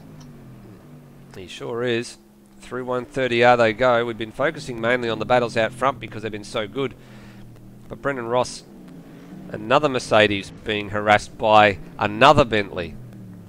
And he made a little mistake there. All crossed up, yeah, all crossed up he took a very defensive line into the final chicane and hopped over the curb and got crossed up. So Heath Dixon has the better run. Is he going to go for the inside into the first corner? Well, here he goes. He is. He's got overlap. Stay there. But he pulls out though. Maybe trying to get Brendan Ross to worry himself off. But well, he did, and he has. Brendan Ross with too much speed. Sold him a dummy beautifully there, Heath Dixon. Thought about going to the inside. He probably had the ability to do it and the room to do it, but just thought, no, I'm maybe not a bit too far up here, but he worried Brendan Ross out of it. And we saw that with Foley as well. So when Tara had a bit of a look at Foley a bit earlier in the race and sent him wide, and Foley got hung up on the curb and Tara was through. Wasn't quite the same there, but he really did worry him out of it. And to quote Stairs, he's a canny old fox, Heath Dixon. He is. He played the mind games as well as the actual on-track games he just basically set him up perfectly. You couldn't ask for a better setup, and Ross, unfortunately for Ross, was a willing partner. Oh, as he goes, he tries to brake very late, gets on the curb. He did. Opens the wheel up to give him room, so Heath, with some heads-up driving there to avoid a collision, he could have, he was rightfully able to turn in and take the preferred line through the hairpin, but knew that would have been disastrous for his health and his car's panels. It certainly would have. Just a little Angle's going to start to buy into this one soon as well, because he's closed the gap from about 4 seconds a couple laps ago to he's right there now. Less than a second. And Jamie Snow's not far off the back either, so what you can see there. I think Ozrob has pit again as well, because he's off sequence to everyone else, because he was just behind Jamie Snow and is now back in 11th. Yeah, Brendan Ross very well off the curb there through 130R. Jamie Snow as well, actually. As they come through the second sector split, you can see that Nangle's now got the gap to Dixon down to under 2 seconds, and Snow's not out of the battle just yet, but hurt himself a little bit by going off track a little at 130R. But Ozrob has had a big off at Degner 1. He's recovered it though, hasn't hit the wall. Yeah, so he's very lucky there. Back on track. We'll pick that up and we'll have a look just to see what happened to the 555 driver. Off in turn 1, so he's no longer right behind Heath, but he is now being attacked by an angle. Here's a replay of Ozrob just going off, so way too much speed and missed the apex of Degner 1 completely, but just a bit of a trip through the grass and the gravel and back onto the circuit. No damage done, but just some tyres that will need a little bit of cleaning up. Meanwhile, back out in front, the gap is now at 3.5 seconds, wetting to Foley, so it's just kept stable over the last couple of laps. And Foley's just dropped Tara as well by the tune of 1.8, so Foley is wasting no time in trying to narrow the gap down. He's taken another 10th out. You can see him just in back of shot there as well, I believe. I think Heath Dixon might be closing in on Matt Williams too. And this whole train is sort of coming up to the back of Matt Williams. Ross, Nangle, Snow's about to buy in too. We'll keep an eye on that battle, because that's going to be rather interesting for some of the minor placings. As we said at the start, minor placings are important. That's right. Finishing is great, winning is great, but finishing really is better, unless you're winning and finishing every race. That's right. Well, we're just past half distance now, and we've got 22 laps in the books, so we're looking good on our prediction of between 43 and 46. So let's have a look at the field as it stands right now. Lewis Wedding has led the majority of the race from pole position. A couple of times he surrendered the lead to Brenton Foley and got it back, but he's been the dominant force out front so far. At the moment leads by 3.6 seconds. Brenton Foley started out of P2 and currently P2, and he's had a race-long battle not only with Lewis Wedding in the first part of the race, but also with Greg Turra, who started out of P4, currently occupies P3, and on track for his best result in the GT3 World Challenge so far, if he can hold it together. But there's a carrot sitting in front of him, and don't rule him out for the race win a bit further on. Matt Williams, the perennial place getter as we often call him, up 10 positions, started rear of grid, played himself into contention here beautifully. 13.5 seconds off the lead, but still time on his side to make something happen. Heath Dixon's moved up to P5, started P7, pulled a beautiful move on Brennan Ross a couple of laps ago. So both Bentleys in the field tonight running inside the top 5. Brennan Ross up 2 positions, started P8, now out of P6 as he has a little lock up there going into Spoon. Last race winner, Greg Nangle, the winner from Monza. Lost out in those pit stops. He was up in P5 and now down to 7th, so 1 place lower than what he started. Jamie Snow up 1 place from where he started. He's up into P8 and he's tagged on to the back end angle now. FCR teammates there in 6th, 7th and 8th. 9th is Brock Harvey. He's up from P10 in the Ferrari, having a bit of a lonely race at the moment, but just plodding along, having missed the last race through a penalty from Monza. Noah Tara inside the 10th and the last in the top 10. Driving a rather mistake-free and solid race, and the big disappointment, I think, or disappointment at the moment is Ozrob. So he started out of P6 and 7, and he's all the way down to 11th, and he's pit, remember, and he has pit twice. He's off sequence to everybody else, but for the moment, we didn't. The pace that he was showing in the practice sessions has not translated in qualifying in the race the way he would like it to go. And Glenn Miles, the last runner at the moment.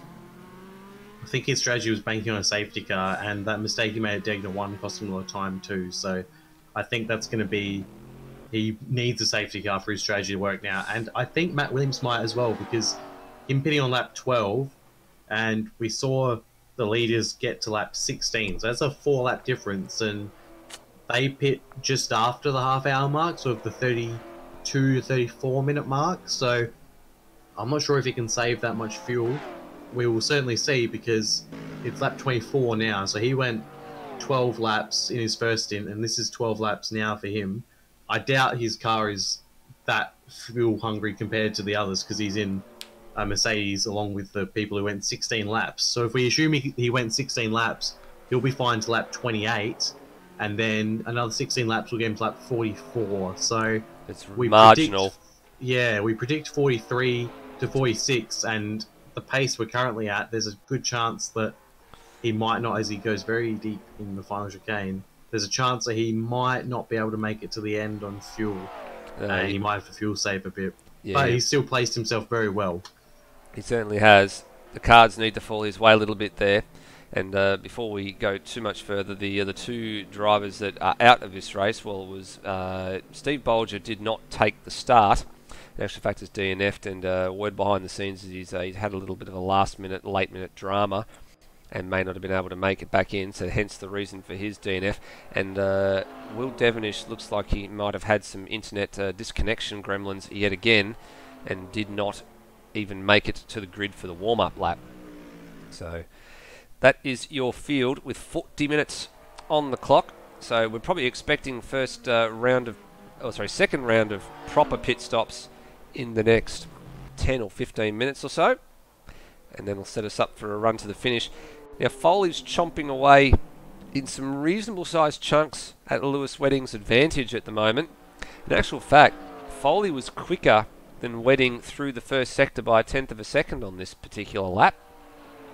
So Tara has closed back in on Foley as well, so Tara going much faster than both of them at the moment. So it's sort of like it's all zippering up again at the end of the stints. Yeah, so they've worked out between them who the faster car actually is, and it's Foley. So it looks like Tara can follow Foley a lot better than Foley can follow Tara. And once again, the group of the front 3 is dropping everyone else by a pretty decent margin, as Ozrob sets the fastest lap to show that he is no slouch in this race and that a safety car could definitely play him in. Oh, but yeah. Matt Williams is now, it started off about 6 seconds behind the front 3. He's now 11 seconds behind Tara, has gone very wide in 130R. That'll be certainly a track cut. But Heath Dixon has been closing in on him. Yeah, very slowly over the course of It's just been tense here and there each lap, and Brendan Ross has stayed with Heath after he was passed, and Greg Nangle, Jamie Snow, they're both still very close to each other. They're in the position that the front three were in the first stint, where a mistake is going to cost you one position, a big mistake is going to cost, especially Heath or Matt Williams. As Heath goes wide, he's wide. It's going to cost you 1, 2, or 3 positions, and that is going to cost him 1 at least. Yeah, it does. It costs him position to Brendan Ross because he went deep Matt there. Williams wide. Yeah, he went deep there, and he was looking to. We saw him correct the steering because he wanted to cut back on for the apex of turn number 2. And he realised that Brendan Ross was there and just opened the steering up again. Thought, no, it's better off to let him go here, and that's put him now under pressure from Nangle and Snow behind as well. So Dixon is it's really an FCR under party, and Heath Dixon is not invited because Greg Nangle's about to try and make the overtake into Degner 1. Well, he pulled out of it the last minute. Wisely, but 1 out of 3 FCR drivers, 1 out of 4 FCR drivers recommend passing Heath Dixon, and the other 2 are wanting to get a taste of it. Certainly are. Oh, big lot of smoke from Brendan Ross up front as well, but fortunately for him, he doesn't go shooting off into the grass at the hairpin. But you're absolutely right. Heath was dragging this train up to the back of Matt Williams, and then that one little mistake, and now he's got to let Brendan Ross do the work. There was more smoke from Brendan Ross, so a lot of lockups from Brendan Ross in the race. Tyres are starting to run down a little bit, and keep in mind that Matt, Brock and Ross and Noah all pit earlier than the rest of them. It was 13 in this group at least. Matt pit on 12, Ross pit on 13, Heath on 14, and then it was lap 16 when Nangle and Snow pit along with the front 3. Someone's gone deep, and that's Jamie tyres. Snow. Jamie Snow just ran himself a little bit deep at the Casio Triangle chicane, but he got himself back on track and avoided the track cut. So it's good driving from Snow. Just a little bit too late on the brakes. But gap at the front is now down to 1.5 seconds, so that is closed right up now. Wedding is either fuel saving something shockingly, nursing an issue, or is just deciding that he wants to toy with Brenton Foley and Greg Turner's feelings and make them feel like they're accomplished. Well, out of the 3 options you just presented, I think it's more than likely to be option number 1, which is the fuel saving part of it, especially since they're coming up to some stops soon. And the less fuel that Wedding can take at the stop, the better off he's going to be, and he can then put that advantage back out to, you know, the likes of what we've seen a bit earlier with it being a 5-second advantage. We're just staying with this battle at the moment over P5, 6, 7 and 8 because this is really, really tasty, and Jamie Snow's trying to get back onto the field here. Matt Williams has come back to this lot and in a big hurry, so he's made a mistake somewhere. So this battle is over. I think that's, I'm not sure if that's a mistake or it's just his tyres are running down a bit and so he's having to be a bit more careful. But we did say we expect him about 16 laps after his pit stop, and he pit on 12 and it's 27 now, so I think he'll be coming in this lap.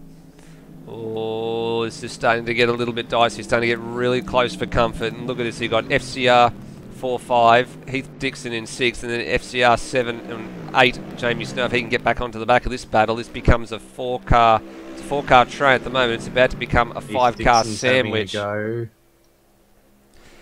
he decides against it. No. Look at this. Mercedes, Bentley, Mercedes. Who's your money on? There's the ultimate sandwich. The ultimate sandwich. Oh, big swapper for Ross as Matt Williams goes in. Matt Williams, late decision by the look of it. I wasn't sure if he was planning that or not, but it certainly looked like he cut across the track. But I don't think he's going to make it to the end. Yeah, he's going to be very, very marginal toward the end of this race. He will need a safety car in this final half an hour.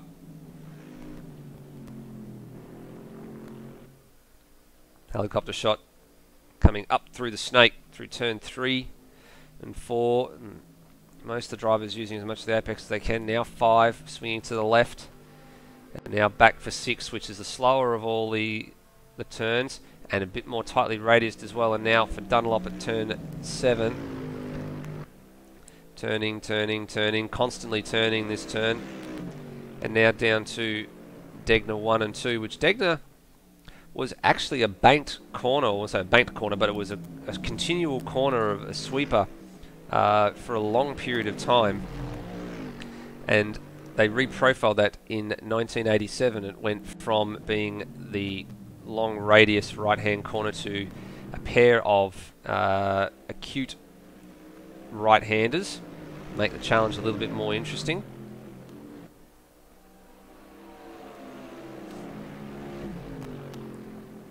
And likewise, Spoon was reprofiled back in the early 80s, 1984 it was. It actually wasn't the type of turn that it is now. It was a little bit more squared off and a bit deeper. But they've obviously made those improvements over time for safety reasons as well.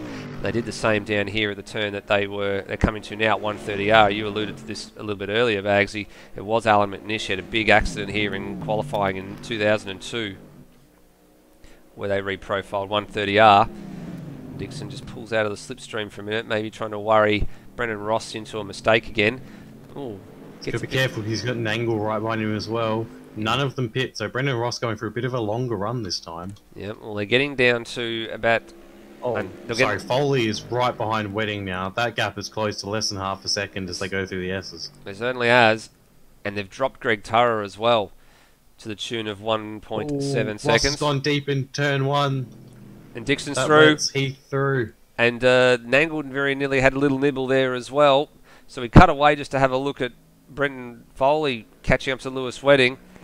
And cut away from this battle. Let's see if we can pick up what happened. Nangle was having a look at Dixon too. And Brendan Ross actually went, just went offline. Got onto the marbles. Easy pickings. That's the second time he's done that. And allows Dixon through with relative ease actually there. So now Dixon gets away. And what can he do? Because Matt Williams will be on the fresher tyres. But as we suspect, he may have to stop again unless we get a safety car. It's been good. We've had nearly an hour's worth of running here. And no safety car interference so far. And the gaps out in front and the gaps throughout the field for some of these battles are really, really showing some really good racing.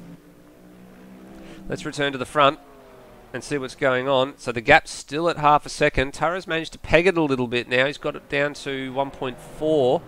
And as I come through the final chicane here, I would suggest it's probably going to stay about where it is. 30 minutes and 40 seconds on the clock. And they're about to start lap 30. So we suspect these gentlemen in shot here are going to go to about lap 32.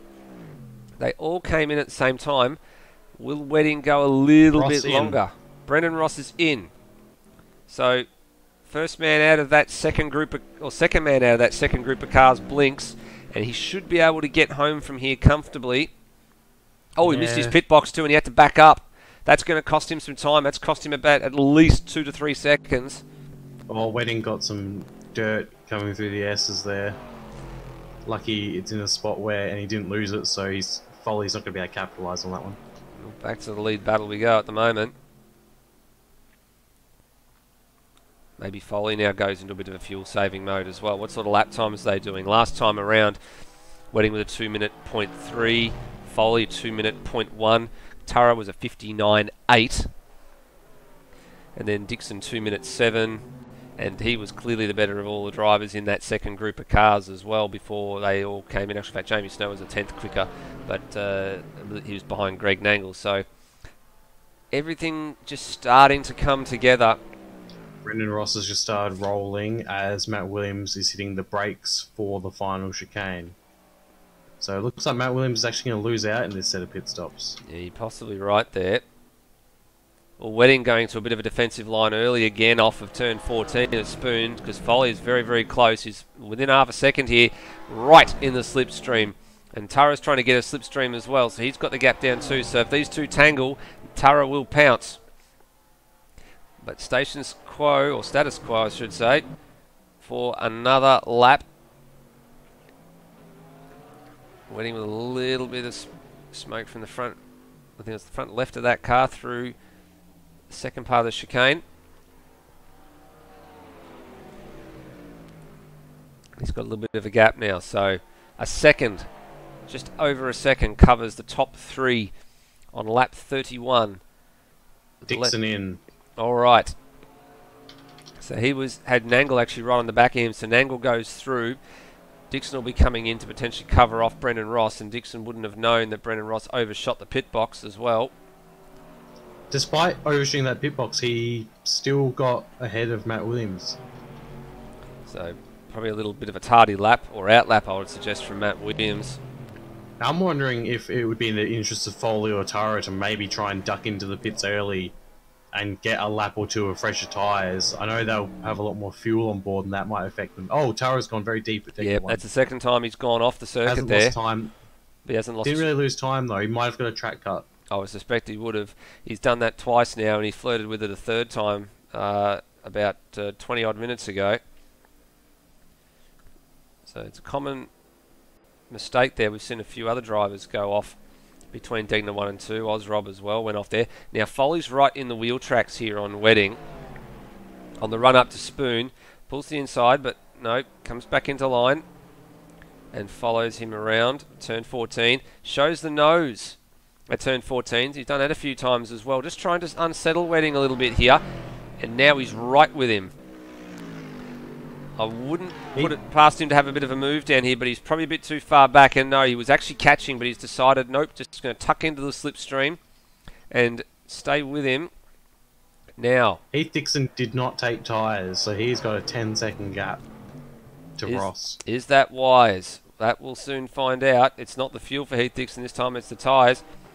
Wedding goes through, Foley goes through, Tara goes through. So they're all staying on the same strategy here by the looks of things. Yeah, so we'll expect them in next lap then, if that's the case. Certainly that would appear to be the case. Nangle and Snow very close at the moment. Visual, and they go for another lap. Now they were behind Heath Dixon in that little battle about 5 minutes ago. Now with Heath Dixon not taking tyres, what do these two do, Bagsy? Because do they take tyres and they hope that they can actually get to the end or catch Heath Dixon before the end because he's got a bit of an advantage on them, or do they not go tyres and try and keep that gap as tight as they possibly can? I mean, they'll all be in a similar situation, but I mean, they will have the better rubber, even though they've all sort of dipped at different times, actually, than the last time around. They're going to be doing one lap less of fuel, and the fuel transfer rate in these cars is quite slow, so it'll be interesting to see how much these extra laps. That's probably why Matt Williams has come out so far behind Brendan Ross, is because he had 2 extra laps of fuel that he had to put in, which is unfortunate for him, but good for Brendan Ross. That's why Heath Dixon, part of the Foley reason having why a look, Heath Dixon Foley having a look, sorry to catch up, Bagsy. Foley having another look at Spoon. He had a good run, didn't quite get far enough alongside, although he shows the nose again at turn 14, so he's carrying a lot more speed to 14. But he had a very, very good run all the way from the hairpin through the banked, the sweeper at turn 12. Couldn't pull the pass off into turn 13 like he's done before. Now, let's see who's coming in. They've got lap traffic ahead. Expect them all in here, but if they can go another lap, they'll go another lap. It saves time. Nope, Foley's in. Round, Foley does not. And Tara stays out too, so Foley blinks first. So Lewis Wedding probably has been fuel saving. Now he's going to pull it up. Pulls it up in the pit box well, Brenton Foley. Oh, a little bit of a touch. Jamie Snow and Greg Nangle, and that sent Jamie Snow off the road. Now Nangle goes around again, and so too Jamie Snow. So Snow's minus a little bit of front wing fairing here. So just Foley pitting there after, so they all pit on the same lap last time. This time, very different. Only Foley coming in. Just watching here, Jamie Snow just outbraked himself a little bit into the chicane.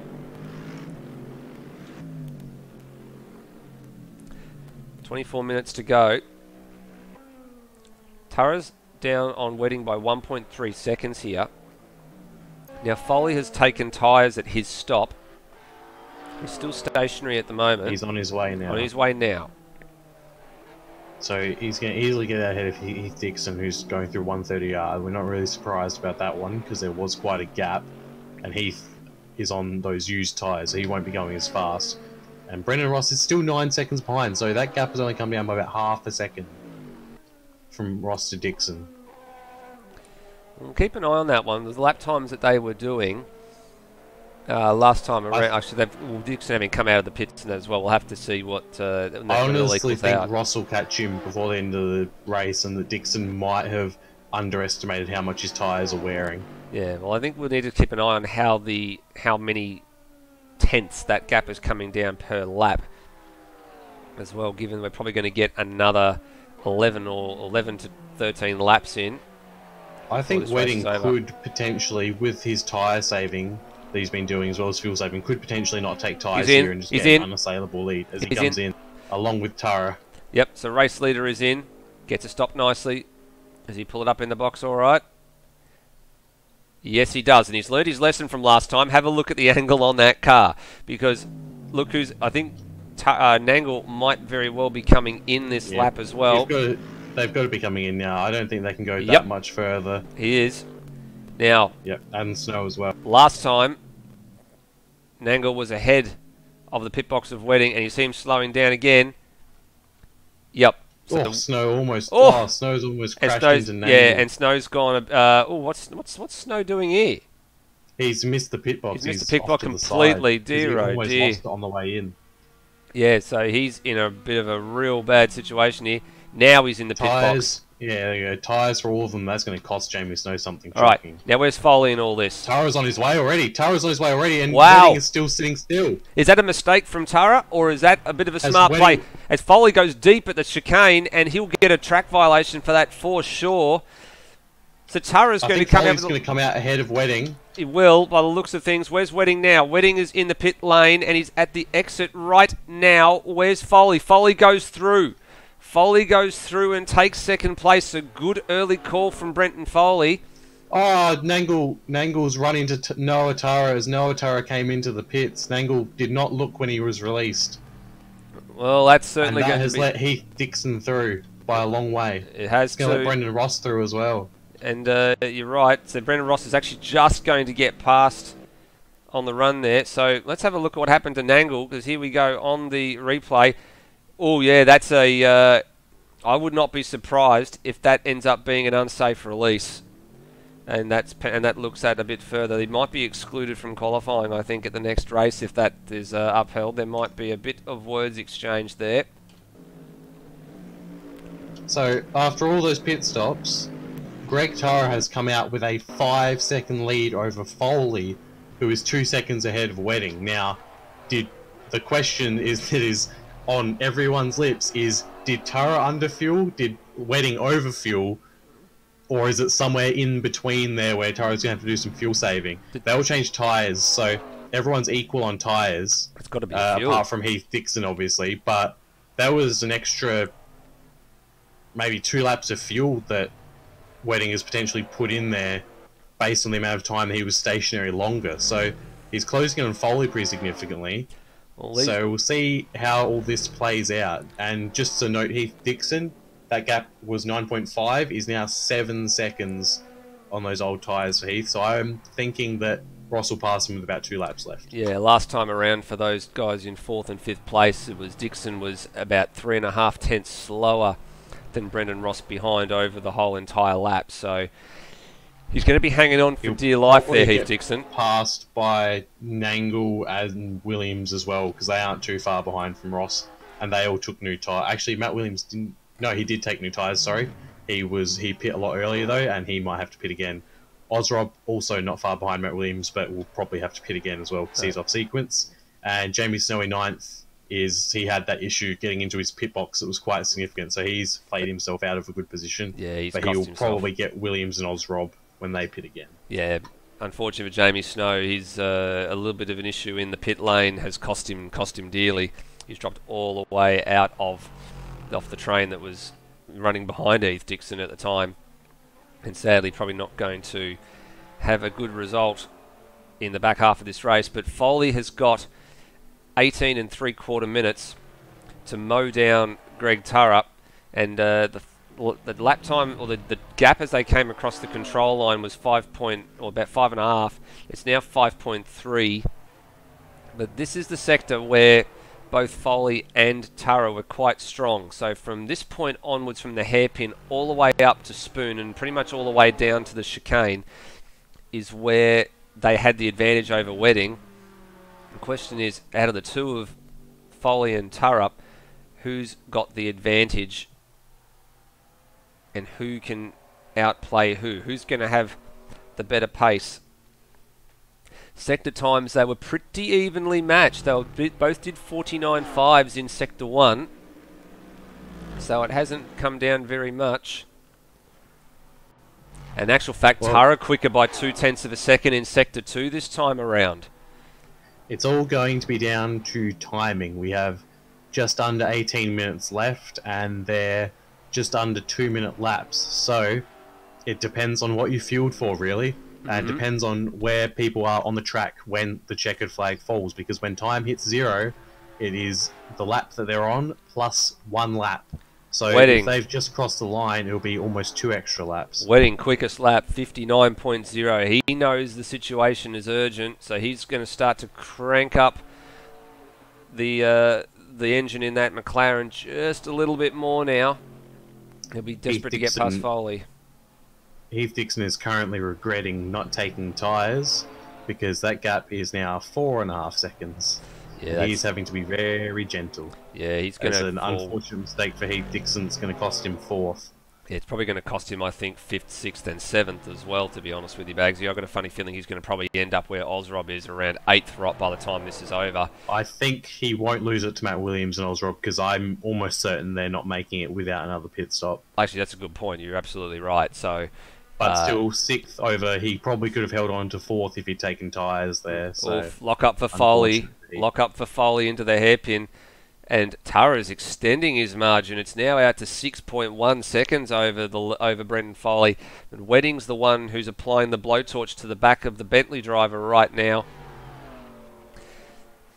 Wedding senses that he's not got a lot of time left. And he's gone deep. He got very, very deep. He had to release the brake at the turn 13 at Spoon, and that's cost him a huge chunk of time. He was all over the back of Foley, and he's dropped to some considerable margin behind. He's dropped to probably about 1.5 to 1 3/4 seconds behind the Bentley now.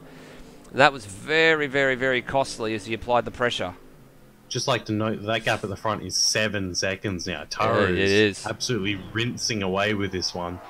But if he's underfueled, he's going to regret putting this much pace in because extra pace he does now could mean an extra lap on the end of the race that he's not prepared for, and that could make him lose all the way. There he goes. Into the 58. 999. First man race trim. Yeah, first man into the 58s, and not by much, but he set his PB the lap before, and now he's just lowered it again. And Foley's last lap around was a 2-minute .3, and Wedding a 2-minute .6 because of that little mistake. So the question will be, is Tara going hard to try and put a margin down and then maybe just try and coast it to the finish? Surely not. I mean, potentially, but there's not. It seems like there's a bit of dust being kicked up here. There's a local yellow flag in the first Glenn sector. Lyles is spun coming into Dunlop, so yeah, he's off. I think he's off the circuit as well. Jamie Snow, as Ozrob's in the pits. Jamie Snow doesn't want that fastest lap to go to Greg Tara. Nope, certainly not. I'm actually just noticing that Noah Tara is missing a bonnet here as well as we're cycling through the field, so he's obviously had a little bit of an incident somewhere. Has retired, unfortunately. He's in the pits. And Ozrob's in as well, so you're right about that, Bagsy. So let's see if we're just looking to see if we can get a replay of what happened to Matt Williams, but no, we're a little bit too late, unfortunately, so we can't get any pictures as to what's going on there. But Ozrob's in for his final stop, so he's unfortunately made this into a 3-stop race. And that allows Brock Harvey comfortably through into P8, and it lets Heath Dixon off the hook a little bit in terms of where he's going to fall. But that gap from Dixon to Ross is now 1.9 seconds, so comfortably Brennan Ross will get past, as you predicted. I would dare say Greg Nangle will probably get past as well. And then he'll slot into what is going to be eventually P6. So meanwhile, back out front, it's still Tara leading. His margin's now out to 7.5 seconds. He's absolutely romping away in this final stint. Wedding is going to get a slipstream here, a 58.7. Gets with a bit of slipstream assistance. Sides down the inside at turn number 1. Gets it stopped on a dime and takes off away from Brenton Foley. And he's now got 13.25 minutes to try and hunt down this Mercedes. Can he do it? Well, there's one man that can do it. Lewis Wedding can. But he's fast running out of time, and the 7.3 seconds is one hell of a gap to mow down. Yeah, I think he's going to struggle with that one. Even the pace setter Lewis Wedding, just having a look at the Matt Williams retirement, looks like he just went wide at Spoon, coming out of Spoon onto the straight up to 130R, hit the wall and retired the car. So it's unfortunate for him. It was a good race for him, and he was very competitive at one point there, sitting up in 4th for the whole second stint. He certainly hasn't had that much luck in this series, Matt Williams. Is a DNF at Monza. Luck, Heath Dixon is about to have his run out because Brendan Ross is right on the back of him as they come up to the Degners. Yep. And his tyres are cooked. They are gone. They are not providing him any grip whatsoever. Yeah. Well, we've often joked about Heath Dixon's inability to get his fuel strategy right. But this time I think he's got the fuel strategy right, but unfortunately the tyre strategy wrong. Yeah, he took a gamble, and unfortunately it's not paid off for him tonight. And he is a gambling man. Luckily for him, it's only going to cost him 2 positions, as it was going to cost him 3 before the Matt Williams retirement. It might... Actually, sorry, it will cost him 3, probably, because he's got Brendan Ross down the right inside. There he goes. Yeah, he's gone. Spoon. He's gone off at Spoon, so he will he surrenders it to Brendan Ross pretty quickly, and Nangle will get him as well quite comfortably. And so now Snow's almost guaranteed to get him. So 3 positions lost there for Heath Dixon. All right. He might just want to come in and do tyres and no fuel, because if his tyres really give up on him, there's the potential that Brock Harvey could get him as well. Even though Brock is currently 28 seconds behind him, that could, if he gets enough tyre where that one of them punctures, he's going to definitely lose that 8th position and even 9th potentially. Wedding chomped a second out of Tara's advantage on that last lap. He turned his best lap and his not only his PB but also the fastest lap of the race, Wedding, with a 58.580 to Tara's 59.6 and Foley's 59.7. So not only is he starting to drop Foley now and really cracking the whip and cracking it hard, and he's starting to really eat into the advantage and really driving super aggressively, using every curb, every bit of road. Takes a further 0.2 of a second out of Tara just in Sector 1 alone. Tara's going to be nervously looking at the timing and seeing that gap close down at a rate that is faster than he would like, but not currently concerning, because we think at that rate he will probably make it to the end with a few corners to spare ahead of Wedding still. You're probably right there. So let's pick up our race leader. He's just exited Spoon. He's on the back stretch on the way down to 130R. And we've got just on 10 minutes remaining now. So by the time he gets to the line, we're going to have about 9 minutes and 40 seconds remaining. So I would say 6 more laps to the end then. Yeah, so we're going to look at, if we're looking at lap times that are around about the 118 second mark. So we're going to get another 5. So it'll be another 5 laps, and then there'll be +1 after that. So looking set for about another 6 laps from now. So we're going to get to about lap 45 or 46. So actually probably 45 by the time it's out. There's a working lap 40 now. So predictions about right. Wedding now down to 5.7 seconds, so he's wasn't. It's not quite enough though. Not quite enough. Actually, in fact, Tara was a 59.5 that time around to Wedding's 58.9, and Foley was a 59.8. So I think Foley's pretty much given up hope of fighting for second place. Just going to settle for third comfortably at the moment, unless Lewis makes a mistake. But the advantage is still being eaten into, but he needs a big mistake from Tara here, does Wedding, This is not something we would have predicted at the start of the night, Bagsy, that Greg Turra would be up the pointy end of the field. He's sort of been top end of the midfield runner for the first third of the season, but seems to have found his groove here. And at the top of the night, we said not only is this a good spectator's or favourite track, but it's a driver's favourite track as well. If you end up meeting a racing driver that doesn't like Suzuka, then that's probably not a racing driver that you're talking to. Or they just haven't driven on it yet. Or they just haven't driven on it yet, but it's certainly going to be good to see if Turra can hang on here. Wedding sliced 6/10 out of Turra through the first sector on this particular lap. Speaking of hanging on, back in the pack, Heath Dixon is now only 1 second ahead of Jamie Snow. He just can't get the power down, or it looks like an absolute pig to drive. I think he's going to struggle to make it to the last 8 minutes plus 1 lap here. Yeah, he might be Brock Harvey, who was 28 seconds behind him only a couple of laps ago, is now 22 seconds behind him. So Brock is not out of the hunt for a final place yet, as Lewis does a 1:58.4. He is absolutely on it. He's wringing the neck of that McLaren for every bit of performance that it's worth. Gap now down to 4.7. Turra's still turning respectable times, or relatively consistent times in the 59s. Yeah, he's off in sector 1. Yeah, he's not off in sector 1. So yeah, there he is. He's at the same spot where it looks like it might have been where Jules Bianchi had his little accident, but thankfully he's out of harm's way. A bit further down, yeah, a bit further on. So similar sort of accident, but we stayed green, thankfully. So only the 2 local yellows that we've seen so far in this race. One for Glenn Miles, one for Noah Turra. I'm sure the Turra household had Greg Turra screaming at Noah not to get back onto the track as he was coming through. Oh, I'm sure you're absolutely right. Cost Greg a bunch of time though. He let up a lot more than Lewis Wedding did. Yep. And so that gap is now 3.5 seconds. It certainly is. 6.5 minutes remaining. This is starting to get a little bit tense as Lewis Wedding continues to apply the blowtorch. The tyres. Yeah, that's so probably Brock Harvey has got that position. Ozrob would have got the position on Heath as well, the rate he was going. So disappointing for Heath.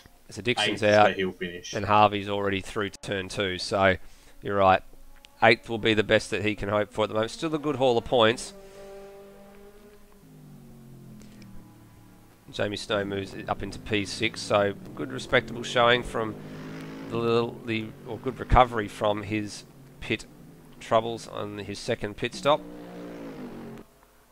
FCR running 4, 5 and 6. Foley is now nearly 3.5 seconds adrift of Wedding. The gap is still 3.7 as they come to the line. What is it this time around? 5.5 remaining. 3.4. 0.0. Wedding does a 1:58.784. Yeah, so that is a lot of time. That's 1.3 seconds. Yeah, well, and they're coming up to Glenn Miles lap traffic again as well. Yeah. I would say it's a little bit cheeky that time around, especially seeing Turra did let up in the yellow flag sector, which you're supposed to do. So we'll see what happens at the end of this. Where's Glenn Miles in all of this? So he's coming up to Degner now. So with a bit of luck, if Turra times this right, he should get past him down the stretch towards Spoon. So it would be a good and clean pass. Or he might let him through at the hairpin here, Glenn Miles. And Turra puts the lights on to let him know, hey, I'm coming.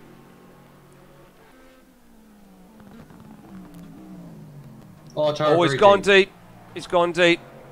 Manages to pull it up okay, and actually gets past Glenn Miles relatively well there anyway, so not too bad, but he's coughed up a lot of time. He's actually had a better, although coming up with Spoon, he's going to have, because Glenn just, Turra focused on Glenn and just tunneled. And he's bad. That's a big walk. Yep. That's a bit hard, and also Glenn Miles. Oh dear! No. Oh dear!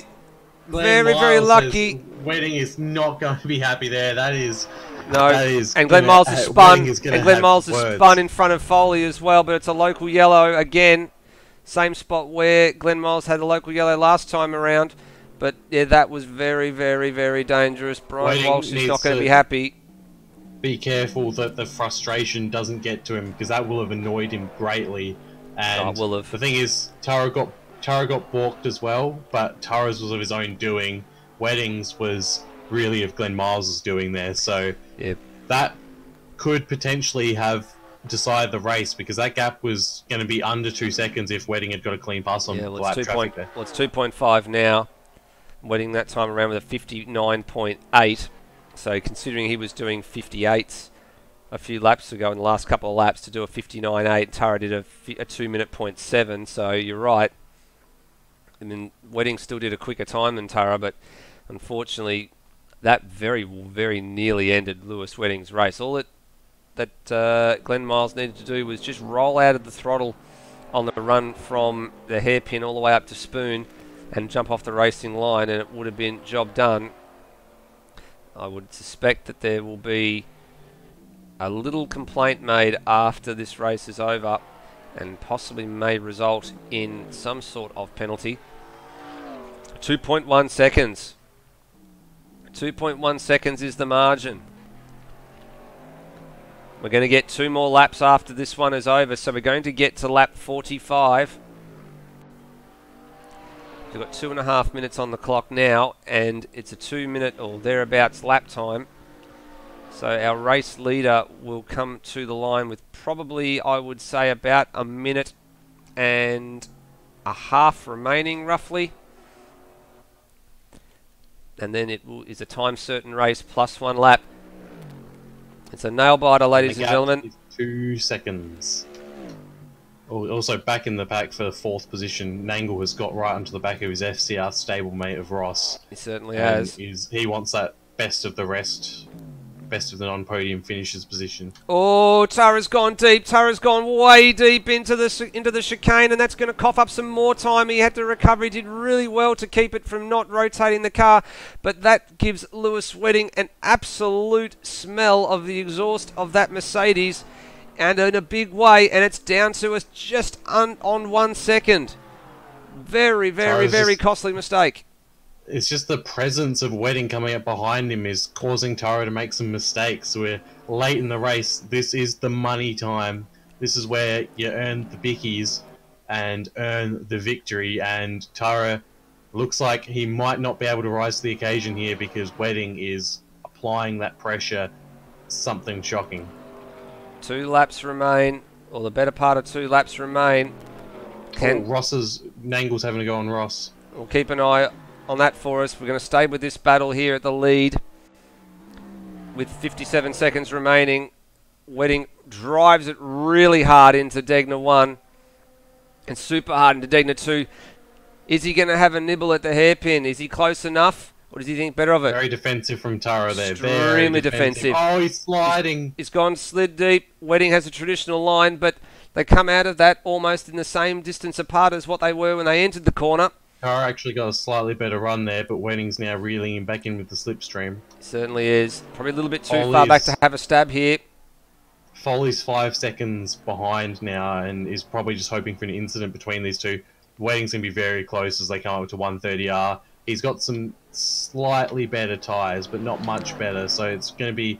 It's not down to tyres, it's just down to who's the better racer. Is the move going to be on? Is it going to be on at 130R? He's looking. Wedding shows the nose. Falls back into line. Clock goes 0 now, so... Time's up. Time is up. 1 more lap to go. Oh, he's going for the outside. Tara heaps defensive. Tara very defensive on the inside. Holds good position. Wedding backed out of it. Forced his hand there. 1 more to go. White flag is in the air. And it's a yellow Mercedes heading a green and black McLaren. And we have got 5.8 kilometres to go. Back in the pack, Ross and Nangle are still fighting out, but all we care about is this for first position. We know that Wedding is faster. The McLaren is better in the first sector, but it's almost impossible to pass without a big mistake from the person in front. Can Tara hold it together? Well, Here we go. This is the sector where Wedding was very strong. This is the sector where Wedding was always had the strength here, but he's the chasing car this time. Tara with a dab of brakes there, which Wedding didn't need to do. Wedding just modulating the throttle. Tara just tapping those brakes to turn it in. Very close. Right behind him as they come through up towards Degner 1. He's not going to be able to make a move here. It'd be suicidal, no. But sometimes that might be what you need at this point in the race. Tara very untidy, but gets it stopped. Here's Wedding's best chance of the overtake. He's right on him as they come up to the hairpin. Who's going to be brave? Does Wedding make a dive? Tara defensive. Good defensive line. Good defensive line.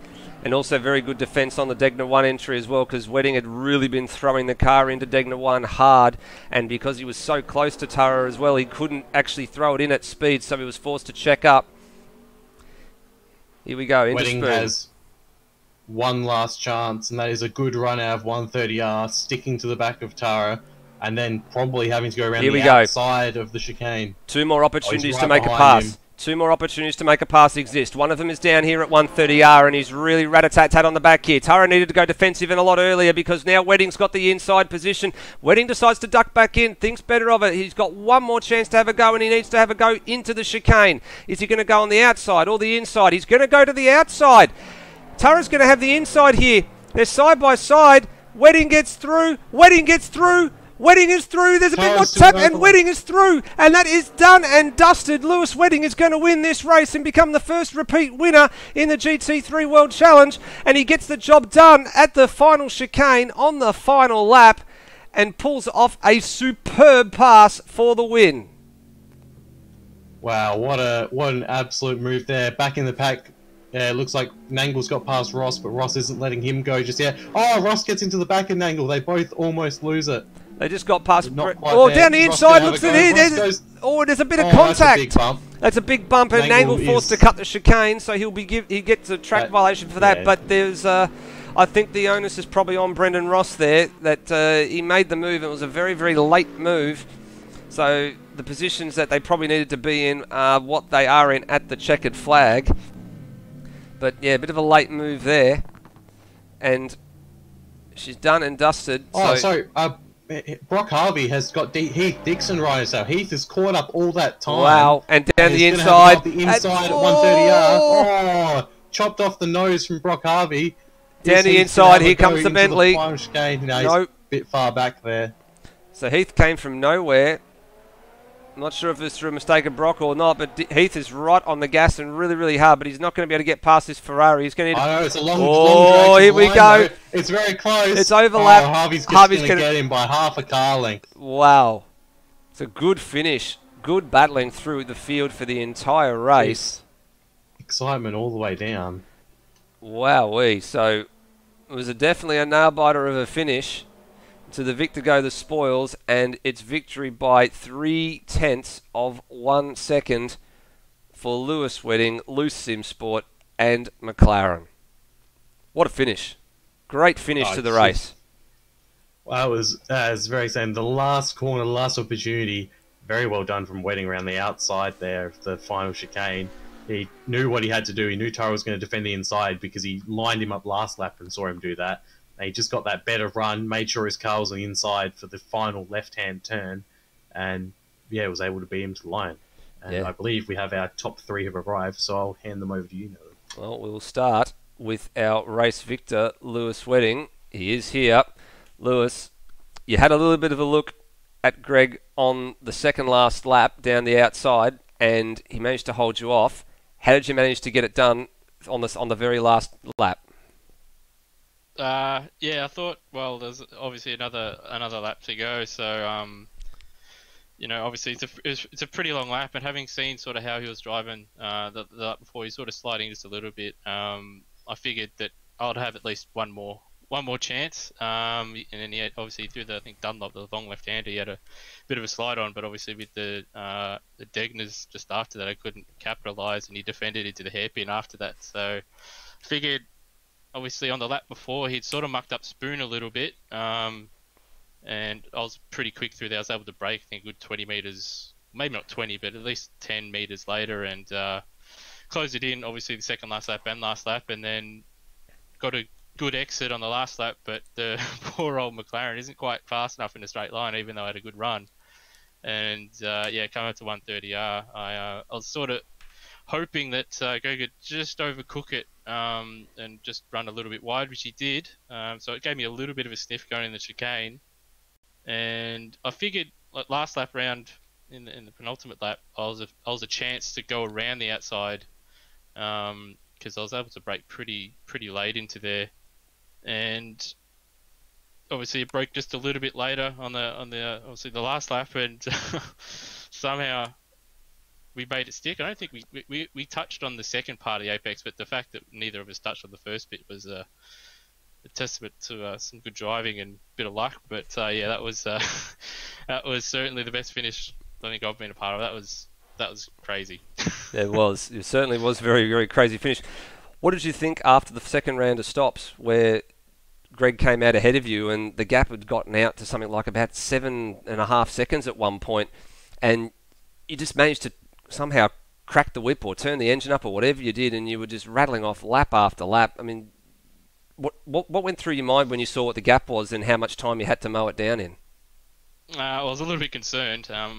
Through the first two stints, I'm in the McLaren. I have to do a fair bit of fuel saving just to match all the other cars. So in the first stint, obviously, I let Foley go early on and just wanted to save fuel just to make sure I could get past, obviously, 30 minutes at the first pit stop. And then the second time, I tried to go, obviously, I went a lap later, but I forgot to call the pits. So that's why I was a bit longer.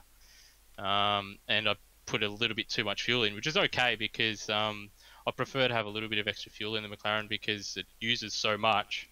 And then, yeah, that last stint, obviously 7-8 seconds, I had the little blue with I think Glenn at one point, and then had Foley sort of slow me. I was caught out a little bit by Foley at Spoon. So I thought after obviously those, I thought, no, I was probably going to leave it a bit late, but I figured I hadn't driven that during the race anyway, in practice and in obviously qualifying, I'd driven the car as fast as I possibly could and knew the pace of the thing. But in that last stint, obviously the track was a bit more rubbered up and there was a bit of motivation, and then every lap it sort of come down a bit, and then once it starts coming down just a little bit, you start seeing the car a little bit more. It sort of just entices you just to keep going for it. And there's a couple of times where I was fully committed through a couple of the corners where, you know, obviously if I'd have tried that in practice, I probably would have ended up with no wheels on the car. But it stuck, and just kept hoping, kept pushing, and closed the gap down. Well, you certainly were wringing the neck of that car for the last third of that race. It was fantastic to see, and it's a well-deserved win. Congratulations, you're the first man to chalk up 2 wins for this season, and you've certainly done your championship a world of good.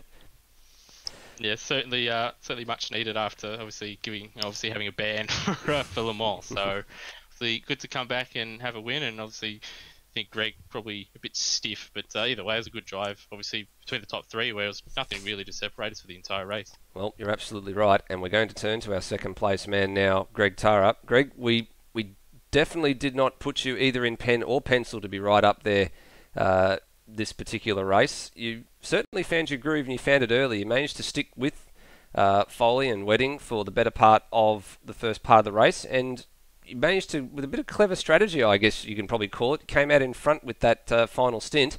You obviously had the pace there to win the race, but had a great scrap with Lewis right at the very end there, defended well, but second place, nothing to be frowned upon, and job well done.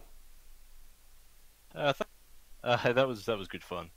I don't really, not too fussed about losing it on the last corner, because that was kind of like, it was clean, and I was probably a bit steady at the end, but I knew he was coming, and I knew he'd be driving the arse off that thing, so I just was trying to hit my marks, and sort of, I was stiffening up a bit. My lap times, I could see in my delta that I was actually dropping quite a bit of time on some laps, and that, I like to follow other cars, and that's why I let Brenton go early on. He was sticking the nose up every now and again, and it's like, well, he probably did at that stage have a bit more pace on me.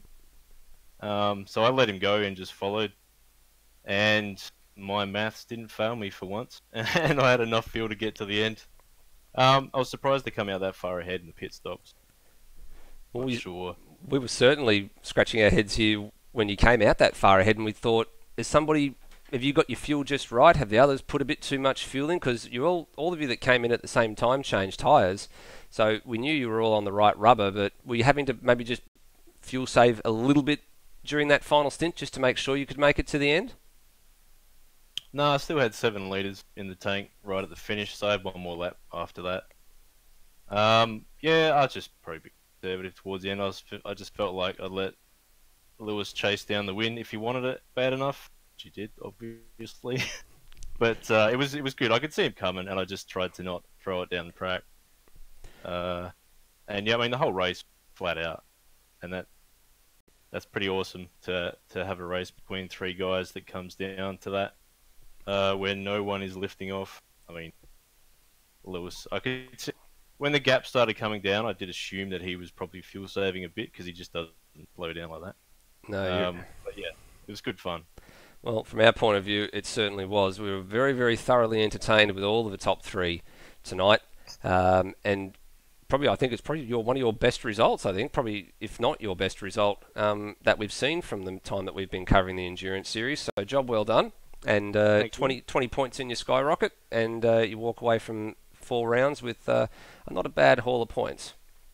Yeah, it's good after a couple of disconnects and a stake at Le Mans. Yeah, well, so, let's hope they're behind you, because the man we're about to speak to is no stranger to that, Brenton Foley. Brenton, you were right in the thick with Lewis and Greg for the majority of the first part of that race.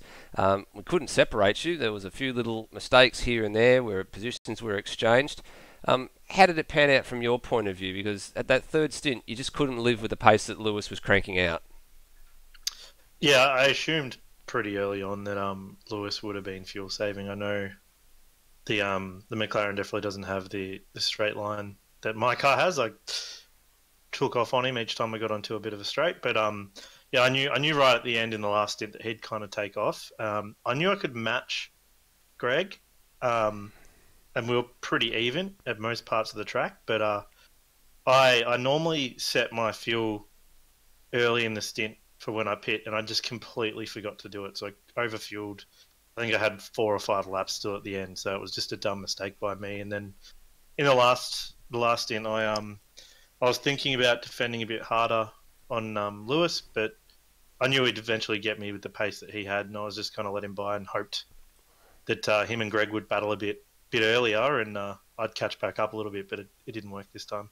No, unfortunately for you, it didn't. You did lead a couple of laps there as well. And what was your pace sort of like? Did you feel comfortable with the pace that the car was cranking out? I mean, obviously toward the end, your pace had dropped off there, and we did see in that second stint that it looked like you were the better car out of yourself and Greg to be leading and trying to catch back up to Lewis. That Greg sort of wasn't reeling Lewis in at the same sort of pace that you were when you're at the head of that 2-car train.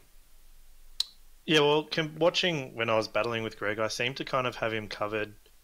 Definitely at turn 1 and 2, I gained a lot there, and then throughout the first sector, but he'd kind of catch back up or take drive off in the second half of the track.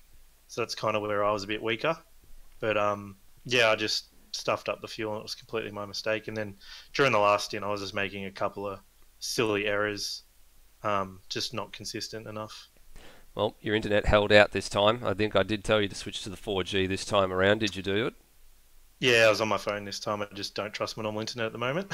Very good. Well, you've netted third place. You finally got another podium under your belt, and good because it keeps you in the points hunt, given your recent history with the internet. So job well done. Thanks very much. Bagsy, that's been 2 races out of 4 this season that we've had some really ultra close finishes. The other one being at Monza under safety car. We had a safety car restart, where we had a very, very close finish, and yet again tonight. So the series is delivering quite some good mixed up results as well, and some good close finishes and good close racing. Yeah, it's been some excellent races to commentate as well, and nice to be able to watch them live and watch everyone go at it. And this race just didn't stop giving. Kept on going and going with more excitement and more intrigue until the end, and then an excellent pass from Lewis at the end. He did quite well to manage that last part of the race, even if he might have felt a bit nervous at some point, but he's pretty good at staying calm from the looks of it. He certainly is. Just a late minute message I've just seen from Will Devnish as well. His issue was that he needed to get back in, but he needed a restart to go his way, so there was some sort of trouble on his end. So unfortunately for Will, he didn't make the start of that race, and the server did not restart for his benefit, so unfortunately he missed that race. Provisional points. So based on the results of tonight, we have a tie for the lead at the moment. We have Lewis Wedding and Brendan Ross both on 63 points apiece. If it goes to a count back, which it always tends to, if it was to end today, it would go to Lewis Wedding by virtue of 2 race wins to 1. So they're on 63 points apiece. Brenton Foley is 7 points further back on 56. So a couple of podiums to his benefit, helping his cause.